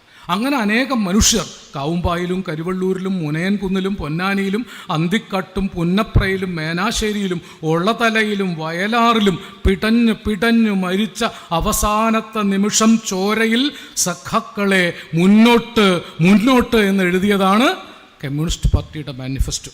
അവസാനത്തെ തുള്ളിച്ചോരയിലും മുന്നോട്ടാണ് അവർ വഴി ചൂണ്ടിയത്. രക്തസാക്ഷികളെ രണാങ്കണങ്ങളിൽ ഇന്ത്യ വിടർത്തിയ രാജമല്ലിപ്പൂവുകളെ നിങ്ങളുടെ അന്ത്യശ്വാസമുണർന്ന് കൊടുങ്കാറ്റൂതിയ മണ്ണിൽ മുന്നോട്ട്. ഇത് വയലാർ എഴുതി വെച്ചതാണ്. ഞാൻ മൻസിയെ വിളിച്ച് സംസാരിക്കുകയായിരുന്നു. മൻസിയെപ്പോലൊരു കുട്ടിക്ക് രാധാകൃഷ്ണ സങ്കല്പത്തെ തന്നിഷ്ടത്തിന് വ്യാഖ്യാനിക്കാൻ മലപ്പുറത്ത് ഇങ്ങനൊരു വേദിയല്ലാതെ മറ്റൊരു വേദി ഉണ്ടാകുമോ?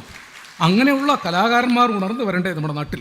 അതിന് EMSൻ്റെ സ്മരണ നിങ്ങൾ ഉപയോഗപ്പെടുത്തുന്നു എന്നുള്ളതിൽ CPIMൻ്റെ മലപ്പുറം ജില്ലാ കമ്മിറ്റിയോടുള്ള എൻ്റെ വലിയ സ്നേഹവും കടപ്പാടും എന്നോട് ഞാൻ ആദ്യം അറിയിക്കുന്നു.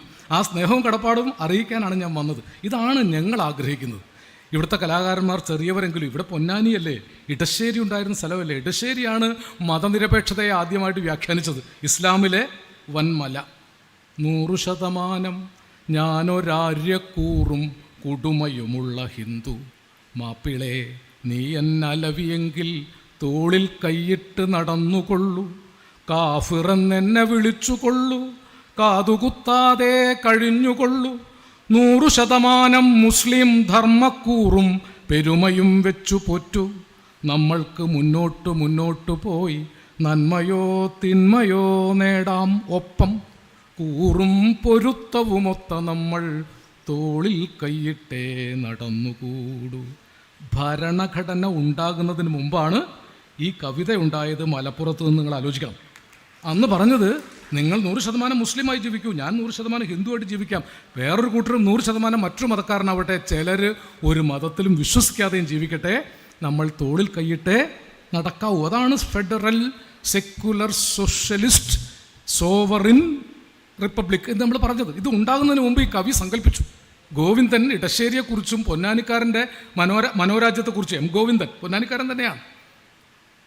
മർത്യനെ അവൻ്റേതാം മാർഗത്തിൽ ചേർക്കാനായി പുത്തനാമൊരു പള്ളി തീർക്കാമോ പൊന്നാനിയിൽ, പാറമേലല്ല പൊള്ളുമാ മണൽ കാട്ടിലല്ല മാളികപ്പുറത്തല്ല മാനവഹൃദയത്തിൽ, മതമല്ലല്ലോ മാൺപുമുണ്മയും മനുഷ്യൻ്റെ ഹിതമേ വിവേകമേ നീ വിധികർത്താവിനി, പൂജയും കൂദാശയും ഈമാനും പുതുക്കുക, പൂതജീവിതത്തിൻ്റെ പുത്തരി അംഗം വെട്ടി ആരെ നാം ഏൽപ്പിക്കും ഈ കാര്യങ്ങൾ, ഇടശ്ശേരി ഗോവിന്ദൻ നായരില്ലേ ഈഴുവത്തിരുത്തിയിൽ, സങ്കടഹരജിയായ അല്ലാഹു ഹാജരായി, എന്നാലോ കൂട്ടായി കൃഷി ചെയ്തൂടെ ദുനിയാവിൽ, എങ്കിലങ്ങനെ തന്നെ അത്തീർപ്പിനപ്പീലുണ്ടോ, ഞങ്ങളേവരും ഏകലോകക്കാർ. പൊന്നാനിക്കാർ എന്നാണ് ഗോവിന്ദൻ പറഞ്ഞത്. ഞാൻ പറയും മലപ്പുറത്തുകാർ, കേരളീയർ നമ്മൾ ഏകലോകക്കാരാണ്, കമ്മ്യൂണിസ്റ്റുകാർ. നമുക്ക് ഭിന്നിപ്പിൻ്റെ ലോകമില്ല. ആ കൂട്ടുകൃഷിയെക്കുറിച്ചാണ് പറയുന്നത്. കൂട്ടുകൃഷിയിലാണ് അബൂബക്കറും ശ്രീധരൻ നായരും കൂടി ഒരുമിച്ച് ജാതിയുടെയും മതത്തിൻ്റെയും ഇടവരമ്പുകൾ കൊത്തിമാറ്റി കൃഷി ചെയ്തപ്പോൾ നല്ല വിളവുണ്ടായി. ആ കൃഷിക്കിടയിൽ സൈനബ, ആ അബൂബക്കറിൻ്റെ മകൾ സൈനബയുടെ ഹൃദയത്തിലേക്ക് ശ്രീധരൻ നായരുടെ അനുജൻ സുകുമാരൻ പ്രണയത്തിൻ്റെ വിത്തെറിഞ്ഞു. അതിൽ ഇടശ്ശേരി ചോദിക്കുന്ന പ്രധാനപ്പെട്ട ചോദ്യം, നാടകത്തിൽ അവസാനം നല്ല വിളവ് ഇങ്ങനെ കൂമ്പാരം കൂട്ടിയിരിക്കുകയാണ്. അപ്പോഴാണ് പ്രണയാതുരരായി സുകുമാരനും ആയിഷയും അങ്ങോട്ടും ഇങ്ങോട്ടും നോക്കുകയാണ്. അപ്പോൾ അബൂബക്കർ ഇങ്ങനെ ചിന്താധീനായിട്ട് ചോദിക്കും, പടച്ച തമ്പുരാനെ ഇനിയിപ്പോൾ ഇതിനെന്താ ഒരു ബജ്ജി എന്ന് പറഞ്ഞാൽ, ഇവിടെ പലരും നടത്തിയ ഒരു സമരമുണ്ടല്ലോ അല്ലേ, മതം മാറി നടത്തിയ വിവാഹത്തിൻ്റെ സമരം. അതൊരു മനുഷ്യ സമരമായിരുന്നു. അതിനെയാണിപ്പോൾ ലവ് ജിഹാദ് എന്ന് പറയുന്നത്. അതിൻ്റെ പേരിലാണ് 33,000 34,000 പെൺകുട്ടികളെ പറ്റി കള്ള സിനിമയുണ്ടാക്കി കേരള സ്റ്റോറി എന്ന്, അതാണ് കേരള സ്റ്റോറി എന്ന് പ്രധാനമന്ത്രി വിളിച്ചു പറയുന്നത്. നമ്മൾ പറയും അതല്ല സർ കേരള സ്റ്റോറി, ഞങ്ങളീ പറയുന്ന കൂട്ടുകൃഷിയുടെ കേരള സ്റ്റോറി ഇവിടെയുണ്ട്. മതജാതി വർണ്ണവർഗ്ഗങ്ങൾക്ക് അതീതമായി മനുഷ്യൻ ഒന്നിച്ച സാംസ്കാരിക ചരിത്രമുള്ള നാടാണ് ഈ നാട്. ഇവിടുത്തെ സന്യാസിമാരൊക്കെ, ഏതെങ്കിലും സന്യാസി ജാതി പറഞ്ഞിട്ടുണ്ടോ? അയ്യാ വൈകുണ്ഠസ്വാമികൾ, തൈക്കട്ടയ്യാവ്, വിദ്യാധിരാജ ചട്ടമ്പിസ്വാമികൾ, ശ്രീനാരായണ ഗുരുദേവൻ, ബ്രഹ്മാനന്ദ ശിവയോഗി, ആനന്ദവ്രതൻ, വാഗ്ഭടാനന്ദൻ, ഇതൊക്കെ നവോത്ഥാനം നയിച്ച സന്യാസിമാരാണ്. കേരളത്തിലെ ഈ സന്യാസിമാരിൽ ഒരാളും ജാതിയും മതവും പറഞ്ഞിട്ടില്ല. ഒരു ജാതി, ഒരു മതം, ഒരു ദൈവം, മനുഷ്യന് ഒരു യോനി, ഒരാകാരം, ഒരു ഭേദവുമില്ലതിൽ. ജാതിഭേദം മതദ്വേഷം ഏതുമില്ലാതെ സർവരും സോദരത്വേന വാഴുന്ന മാതൃകാസ്ഥാനമാണിത്. അവൻ ഇവനെന്നറിയുന്നതൊക്കെ ഓർത്താൽ അവനിൽ ആദിമമായ ഒരാത്മരൂപം, അവനവൻ ആത്മസുഖത്തിനാചരിക്കുന്നവ അപരന് സുഖത്തിനായി വരണമെന്നൊക്കെ പറഞ്ഞ സന്യാസിമാരെ കണ്ട കേരളീയർക്ക് പാർലമെന്റിൽ ഇറങ്ങി വരുന്ന ഈ അർദ്ധനഗ്നന്മാരായ പുനരുത്ഥാനത്തിൻ്റെ രാക്ഷസീയ സന്യാസ രൂപങ്ങളെ കാണുമ്പോൾ പേടിയുണ്ടാകുന്നതിൽ യാതൊരു അത്ഭുതവുമില്ല. മഹാകുംഭമേളയ്ക്ക് തുണിയില്ലാതെ ഇറങ്ങി വരുന്ന ആ സന്യാസിമാർ തുണി കൊടുത്തിട്ടാണ് ഇപ്പോൾ പാർലമെൻറ്റിലേക്ക് വന്നിരിക്കുന്നതെന്ന ഒറ്റ വ്യത്യാസമേ ഉള്ളൂ. അവരേൽപ്പിക്കുന്ന ചെങ്കോലല്ല ഇന്ത്യൻ ജനാധിപത്യം. അവരുയർത്തിപ്പിടിക്കുന്ന കപട ആത്മീയതയല്ല ഇന്ത്യയുടെ ആത്മീയത. അത് വിവേകാനന്ദൻ പറഞ്ഞ ആത്മീയതയാണ്, ശ്രീരാമകൃഷ്ണ പരമഹംസർ പറഞ്ഞ ആത്മീയതയാണ്, രമണ മഹർഷി പറഞ്ഞ ആത്മീയതയാണ്, മഹാത്മജി പറഞ്ഞ ആത്മീയതയാണ്. ഇതിലൊന്നും പെടാത്ത EMSനെ പോലുള്ള ആളുകൾ മതങ്ങൾക്കപ്പുറത്തേക്ക് മനുഷ്യനൊരു ആത്മീയതയുണ്ട് എന്ന് പഠിപ്പിച്ചു. EMSൻ്റെ ജാഗ്രത എനിക്കിപ്പോഴും ഓർമ്മയുണ്ട്. ഞാനൊരിക്കൽ ദേശാഭിമാനിയല്ല, മാതൃഭൂമിയിലൊരു ലേഖനം എഴുതി, ഒത്തുതീർപ്പിൻ്റെ രാഷ്ട്രീയം. അത് ഈ ഒരു ഘട്ടത്തിലാണ് ഇടതുപക്ഷവും BJPയും ഒരു സോഷ്യലിസ്റ്റ് ഗവൺമെൻറ്റിനെ കേന്ദ്രത്തിൽ പിന്തുണച്ചപ്പോൾ ഇത് അപായകരമാം വിധം നാളെ പുനരുത്ഥാന രാഷ്ട്രീയത്തെ വളർത്താൻ സാധ്യതയുണ്ടെന്നൊക്കെ പറഞ്ഞ് അന്നത്തെ എൻ്റെ ബുദ്ധിക്ക് വെച്ച് എഴുതിയ ലേഖനമായിരുന്നു. അന്നത്തെ കാലത്ത് അത് അവഗണിച്ചാൽ മതി. എൻ്റെ പേരൊന്നും പറഞ്ഞാൽ പോലും അധികം ആളിൽ അറിയില്ല. മാതൃഭൂമിയിൽ എഴുതിയ ലേഖനത്തിന് അടുത്ത ആഴ്ച ദേശാഭിമാനിയിൽ EMSൻ്റെ ഡയറിയിൽ അദ്ദേഹം മറുപടി എഴുതി. ആലങ്കോട് ലീലാകൃഷ്ണൻ എഴുതിയ ലേഖനമുണ്ട് എന്ന് പറഞ്ഞിട്ടാണ് മറുപടി. അതിൽ അദ്ദേഹം പറഞ്ഞു, ഒത്തുതീർപ്പ് കീഴടങ്ങലാണെന്ന് ഈ ലേഖകൻ വിശ്വസിച്ചതായി തോന്നുന്നു. ഒത്തുതീർപ്പ് കീഴടങ്ങലല്ല. ഒത്തുതീർക്കാത്ത രാഷ്ട്രീയം സ്വപ്നജീവിയുടെ രാഷ്ട്രീയമാണ്. പ്രായോഗിക രാഷ്ട്രീയത്തിൽ ഒത്തുതീർപ്പ് നടത്തുന്നത് ഒത്തുതീർപ്പ് നടത്തിയ കക്ഷിയെ ഇല്ലാതാക്കാനാണ് എന്നൊക്കെ പറഞ്ഞിട്ട് കുറേ കാര്യങ്ങൾ പറഞ്ഞതിന് ശേഷം അവസാനത്തെ ഒരു വാചകം എനിക്കിപ്പോഴും മറക്കാൻ കഴിയില്ല. ഇതിൽ വസ്തുതകൾ ചിലതുണ്ടെങ്കിലും ഇപ്പോഴിങ്ങനെ ഒരു ലേഖനം എഴുതുക വഴി ഈ ലേഖകൻ സഹായിച്ചിരിക്കുന്നത് കോൺഗ്രസിനെയും BJPയെയുമാണ് എന്നാണ്. ഞാൻ അതിനുശേഷം രാഷ്ട്രീയ ലേഖനം എഴുതുമ്പോഴൊക്കെ വിചാരിക്കും, ഞാൻ ഇപ്പോഴിങ്ങനെ ഒരു ലേഖനം എഴുതിയാൽ ആരെയാണ് സഹായിക്കുക? അത് നോക്കിയേ പറയാനും എഴുതാനും പാടുള്ളൂ എന്ന് എന്നെ പഠിപ്പിച്ച, സാമൂഹ്യ പാഠം തന്ന എൻ്റെ വലിയ യുഗാചാര്യനായ രാഷ്ട്രീയ ഗുരുക്കളിൽ ഒരാളാണ് EMS എന്ന് പറയാൻ എനിക്ക് യാതൊരു മടിയുമില്ല. അതുകൊണ്ട് ഇത് പറയാൻ ഇപ്പോഴല്ലേ ഒരു അവസരമുള്ളത്. ഈ അവസരത്തിലെങ്കിലും ഇത് പറയണ്ടേ. EMS അവസാനം വരെ അതിന് പോരാടി. ഈ കാണുന്ന ശ്രീനാരായണ ഗുരുവിനെക്കുറിച്ച് ഏറ്റവും ഉജ്ജ്വലമായ പഠനം എഴുതിയത് EMS ആണ്. കുമാരനാശാനെക്കുറിച്ച് സാമൂഹ്യ കേന്ദ്രിതമായ ഏറ്റവും പ്രധാനപ്പെട്ട പഠനം EMSൻ്റെതാണ്. നാലപ്പട്ട് നാരായണ മേനോനെക്കുറിച്ച് ഏറ്റവും പുരോഗമനോന്മുഖമായ ലേഖനം എഴുതിയത് EMS നമ്പൂതിരിപ്പാടാണ്. കേരളത്തിൽ എല്ലാ എഴുത്തിനെയും വർഗപക്ഷത്തേക്ക് വലിച്ചെടുപ്പിക്കാൻ ഒരുപക്ഷെ കുട്ടികൃഷ്ണമാരാരോട് ഏറ്റുമുട്ടിയ ജീവൽ സാഹിത്യ പ്രസ്ഥാന കാലത്ത് പോലും കുട്ടികൃഷ്ണമാരാരെ പോലും പുരോഗമനവാദിയാക്കിയത് EMS ആണ്. EMS ഒരു വലിയ ശക്തിയായിരുന്നു നമുക്ക്. കമ്മ്യൂണിസ്റ്റുകാരൻ്റെ രീതി അഭിപ്രായങ്ങളോട് അസഹിഷ്ണുത പ്രകടിപ്പിക്കലല്ല, ആ അഭിപ്രായത്തെ ഡയലക്റ്റിക്സ് വെച്ച് എതിർക്കുകയും ആ എതിരഭിപ്രായം പറഞ്ഞ ആളെ നമ്മുടെ അഭിപ്രായത്തിലേക്ക് കൊണ്ടുവരികയും ചെയ്യുന്ന സംവാദ മണ്ഡലമാണ് യഥാർത്ഥ കമ്മ്യൂണിസ്റ്റ് സംവാദ മണ്ഡലം. അതാണ് 2 ദിവസമായി ഇവിടെ നടന്നത്. ആ കമ്മ്യൂണിസ്റ്റ് സംവാദ മണ്ഡലത്തിലൂടെയാണ് നമ്മൾ നവീകരിക്കപ്പെടേണ്ടത്. ഞാൻ കൂടുതൽ പറയുന്നില്ല. കേരളത്തിലെ കലാകാരന്മാർ ചെറിയ ജോലിയല്ല ചെയ്തത്, നമ്മൾ അവരെ കൂടി ഓർക്കണം. ഞാൻ എപ്പോഴും സങ്കടത്തോടുകൂടി പറയേണ്ടതാണ്, ഈ നേരിട്ട് പോരാടി മരിച്ചവരെ പോലെ തന്നെ കുറേ സാംസ്കാരിക രക്തസാക്ഷികളും നമ്മുടെ നാട്ടിലുണ്ടായിരുന്നു.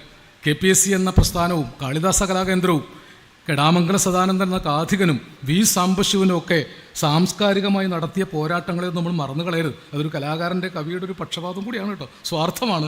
EMS സാംബശിവൻ്റെ കഥാപ്രസംഗ രജത ജൂബിലിയിൽ പ്രസംഗിച്ചത് എനിക്കിപ്പോഴും ഓർമ്മയുണ്ട്.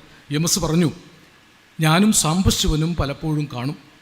ചിലപ്പോൾ ഞാൻ ഇറങ്ങുമ്പോൾ സാംബശിവൻ കയറുകയായിരിക്കും, അല്ലെങ്കിൽ ഞാൻ കയറുമ്പോൾ സാംബശിവൻ ഇറങ്ങുകയായിരിക്കും. ഇവിടെ ഒരു മാറ്റം ഉണ്ടായി. ഞാനും സീതാറാം യെച്ചൂരിയും ഒരുമിച്ചാണ് കയറിയത്. അത് കമ്മ്യൂണിസ്റ്റ് പാർട്ടി CPIM വരുത്തിയൊരു വലിയ മാറ്റമാണ്. കലാകാരനെ അപ്പുറം ഇപ്പുറം പുട്ടിന് തേങ്ങ ഇടുന്നത് പോലെ വെച്ചാൽ മാത്രം പോരാ, കലാകാരനെ രാഷ്ട്രീയ വേദികളിൽ ഒപ്പം ഇരുത്തണമെന്ന് ഈയനെപ്പോലുള്ള ആളുകൾ തീരുമാനിച്ചതിലും എനിക്ക് സന്തോഷമുണ്ട്. തീർച്ചയായും ഇതൊരു ചെറിയ കാര്യമല്ല.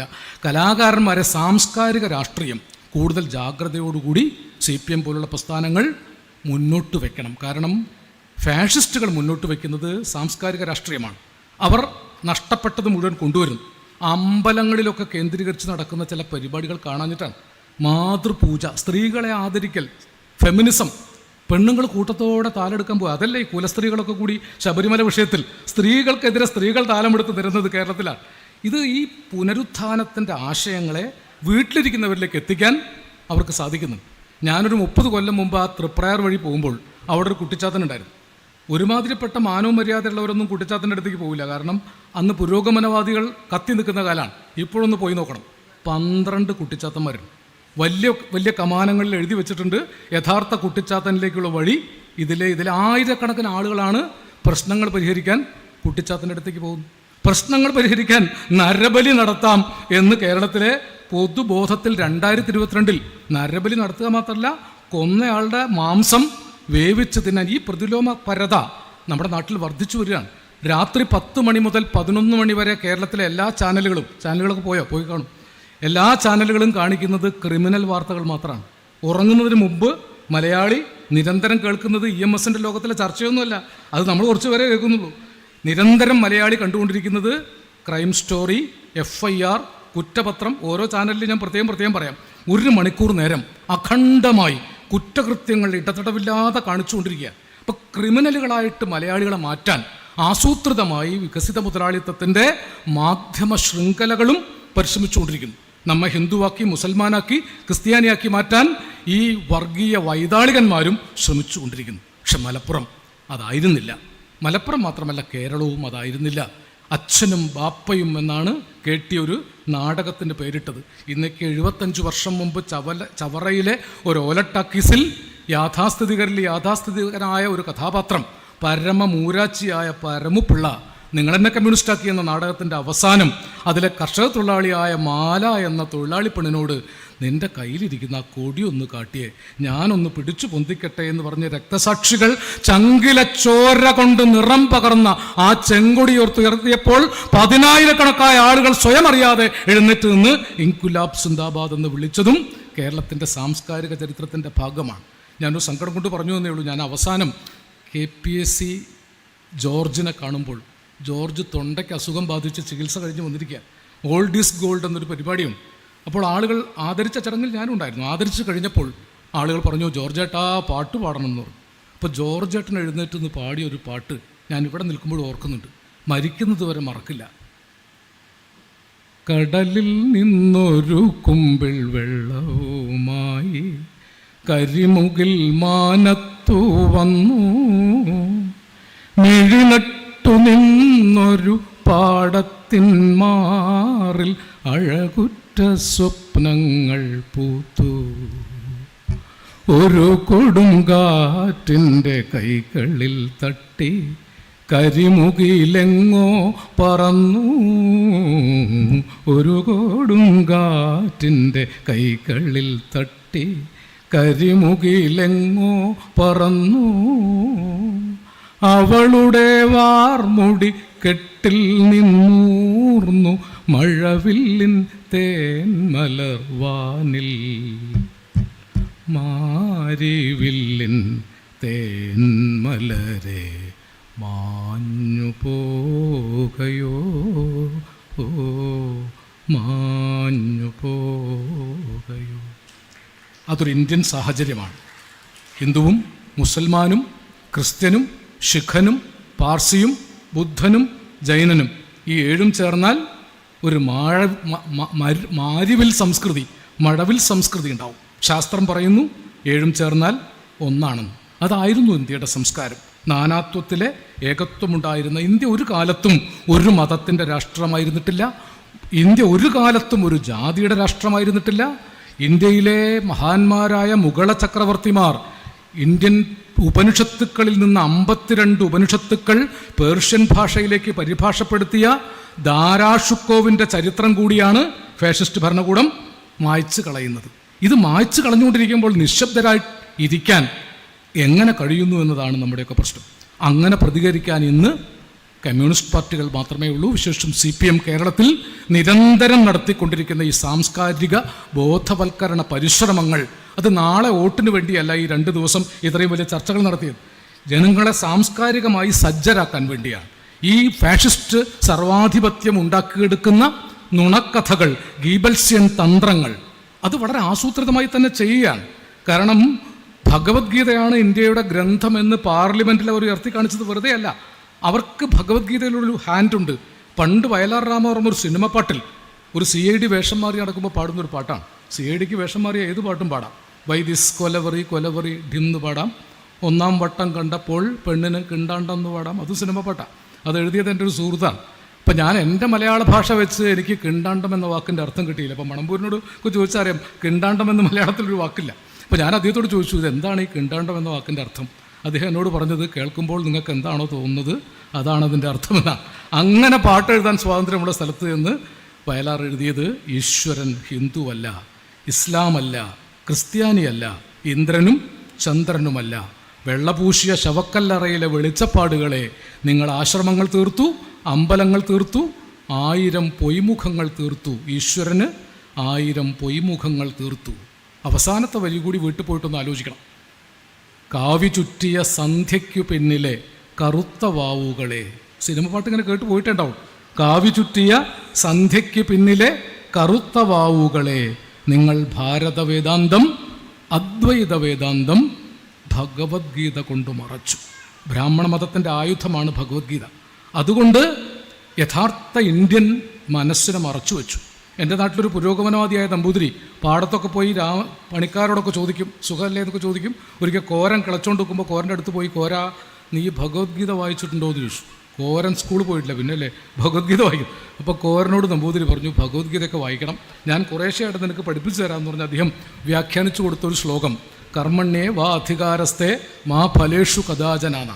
അതിൻ്റെ അർത്ഥം കോരന് മനസ്സിലായോ എന്ന് ചോദിച്ചു. എൻ്റെ അർത്ഥം, നിനക്ക് കർമ്മം ചെയ്യാനല്ലാതെ അതിൻ്റെ ഫലത്തെക്കുറിച്ച് ചിന്തിക്കാൻ യാതൊരു അവകാശവുമില്ല. അതുകൊണ്ട് കളച്ചോ, വൈകുന്നേരം വരെ കളച്ചോ, ഞാൻ കൂലി തരില്ല. കാരണം കൂലി തരാൻ പാടില്ല, ഭഗവാൻ അതിന് അനുകൂലമല്ല. അതാ ഇപ്പോൾ ഇപ്പോഴത്തെ RSSകാർ പറയുന്നു, ഞങ്ങൾ പാവപ്പെട്ടവൻ്റെ അവകാശമൊക്കെ കവർന്നെടുക്കും. അതൊക്കെ മനുസ്മൃതി പറഞ്ഞിട്ടുണ്ട്, അതൊക്കെ ഗീതയിൽ പറഞ്ഞിട്ടുണ്ട്. ഇനി അങ്ങനെ പലതുമായിട്ട് വരും. സതിയൊക്കെ തിരിച്ചു കൊണ്ടുവരും. അതിന് ചാടാനും ആൾക്കാരെ കിട്ടും. സൈനബ സതി കൊണ്ടുവന്നാൽ തീയിൽ ചാടാൻ കുലസ്ത്രീകൾ ജാഥയായിട്ട് വരുന്നതും ഇന്ത്യക്ക് കാണേണ്ടി വരും. നിങ്ങളാരും സുജാത വർമ്മയൊക്കെ ഇരിക്കുമ്പോൾ പറയുന്നതിൽ തെറ്റിദ്ധരിക്കരുത്. ആ കുലസ്ത്രീകളുള്ള ഇന്ത്യയിൽ കേരളം മാത്രമാണ് ഇങ്ങനെ പ്രബുദ്ധമായ ഒരു സമൂഹമായിട്ട് ഉണർന്നിരിക്കുന്നത്. അതിന് EMS മാത്രമല്ല, എത്രയെത്രയോ കമ്മ്യൂണിസ്റ്റുകാർ സ്വജീവിതം കത്തിച്ച് തീർത്ത ഇന്ധനം നമുക്കുണ്ട്. എത്രയോ കലാകാരന്മാർ ജീവിതം കത്തിച്ചു തീർത്ത വെളിച്ചം നമുക്കുണ്ട്. അത് കെടുത്തിക്കളയാറായിട്ടില്ല, അത് കെട്ടിട്ടുമില്ല. എനിക്ക് ഉറപ്പുണ്ട് കേരളത്തിൽ ഇനി അവരെന്ത് തന്നെ ഇനി ക്രിസ്ത്യാനികളെ കൊണ്ട് സംസാരിക്കുകയെ പലതും ചെയ്യുമല്ലോ, ഇപ്പോൾ പല പ്രലോഭനങ്ങളായിട്ട് വന്നു. അതുകൊണ്ടൊന്നും കേരളത്തിലെ ഇടതുപക്ഷ സാംസ്കാരിക ബോധം തകർക്കപ്പെടാൻ പോകുന്നില്ല. അതിന് തെളിവാണ് ഈ വൈകുന്നേരത്തും ഞാൻ ഈ പറയുന്ന വാക്കുകൾ കേൾക്കാൻ മനസ്സ് തുറന്നു വെച്ചിരിക്കുന്ന എൻ്റെ പ്രിയപ്പെട്ട സഖാക്കൾ നിങ്ങൾ ഓരോരുത്തരും. ഞാൻ ഔചിത്യം എന്ന ഒരു ദീക്ഷയുള്ള കവിയായതുകൊണ്ട് അധിക പ്രസംഗം ചെയ്ത് നിങ്ങളെ ദ്രോഹിക്കുന്നില്ല. നിങ്ങളിൽ ഞാൻ കാണുന്ന വെളിച്ചം എനിക്കൊരാവേശം തരുന്നു.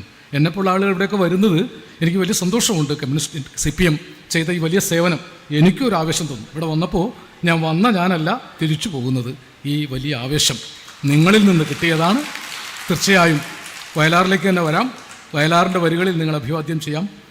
ബലികുടീരങ്ങളെ, സ്മരണകളിരമ്പും രണസ്മാരകങ്ങളെ, ഇവിടെ ജനകോടികൾ ചാർത്തുന്നു നിങ്ങളിൽ സമര പുളകങ്ങൾ തൻ സിന്ദൂരമാലകൾ. അല്ലേ, ഹിമഗിരി മുടികൾ കൊടികൾ ഉയർത്തുകയും കടലുകൾ പടഹമുയർത്തുകയും യുഗങ്ങൾ നീന്തി നടക്കുന്ന ഗംഗയിൽ താമര മുകുളങ്ങൾ എന്ന് പറഞ്ഞാൽ ഈ താമരയല്ല കേട്ടോ, ഹൃദയത്താമര മുകുളങ്ങൾ വിരിയുകയും ഭൂപടങ്ങളിൽ ഒരു ഇന്ത്യ നിവരുകയും ജീവിതങ്ങൾ തുടലൂരി എറിയുകയും ചുണ്ടിൽ ഗാഥകൾ കരങ്ങളിൽ പൂച്ചെണ്ടുകളുമായി പുതിയ മനുഷ്യ പൗരൻ ജാതിമതവർണ്ണവർഗ ലിംഗഭേദങ്ങളില്ലാതെ ഒറ്റ വർഗമായി 1 കോടി മനുഷ്യർ ഒറ്റ മനുഷ്യനായി എഴുന്നേറ്റ് വരികയും ചെയ്തൊരു കാലഘട്ടത്തിൻ്റെ പ്രതിനിധികളാണ് എൻ്റെ മുമ്പിലിരിക്കുന്നത്. അതുകൊണ്ട് സഖാക്കളെ, പ്രിയപ്പെട്ടവരെ, തുടിപ്പു നിങ്ങളിൽ നൂറ്റാണ്ടുകളുടെ ചരിത്രമെഴുതിയ ഹൃദയങ്ങൾ.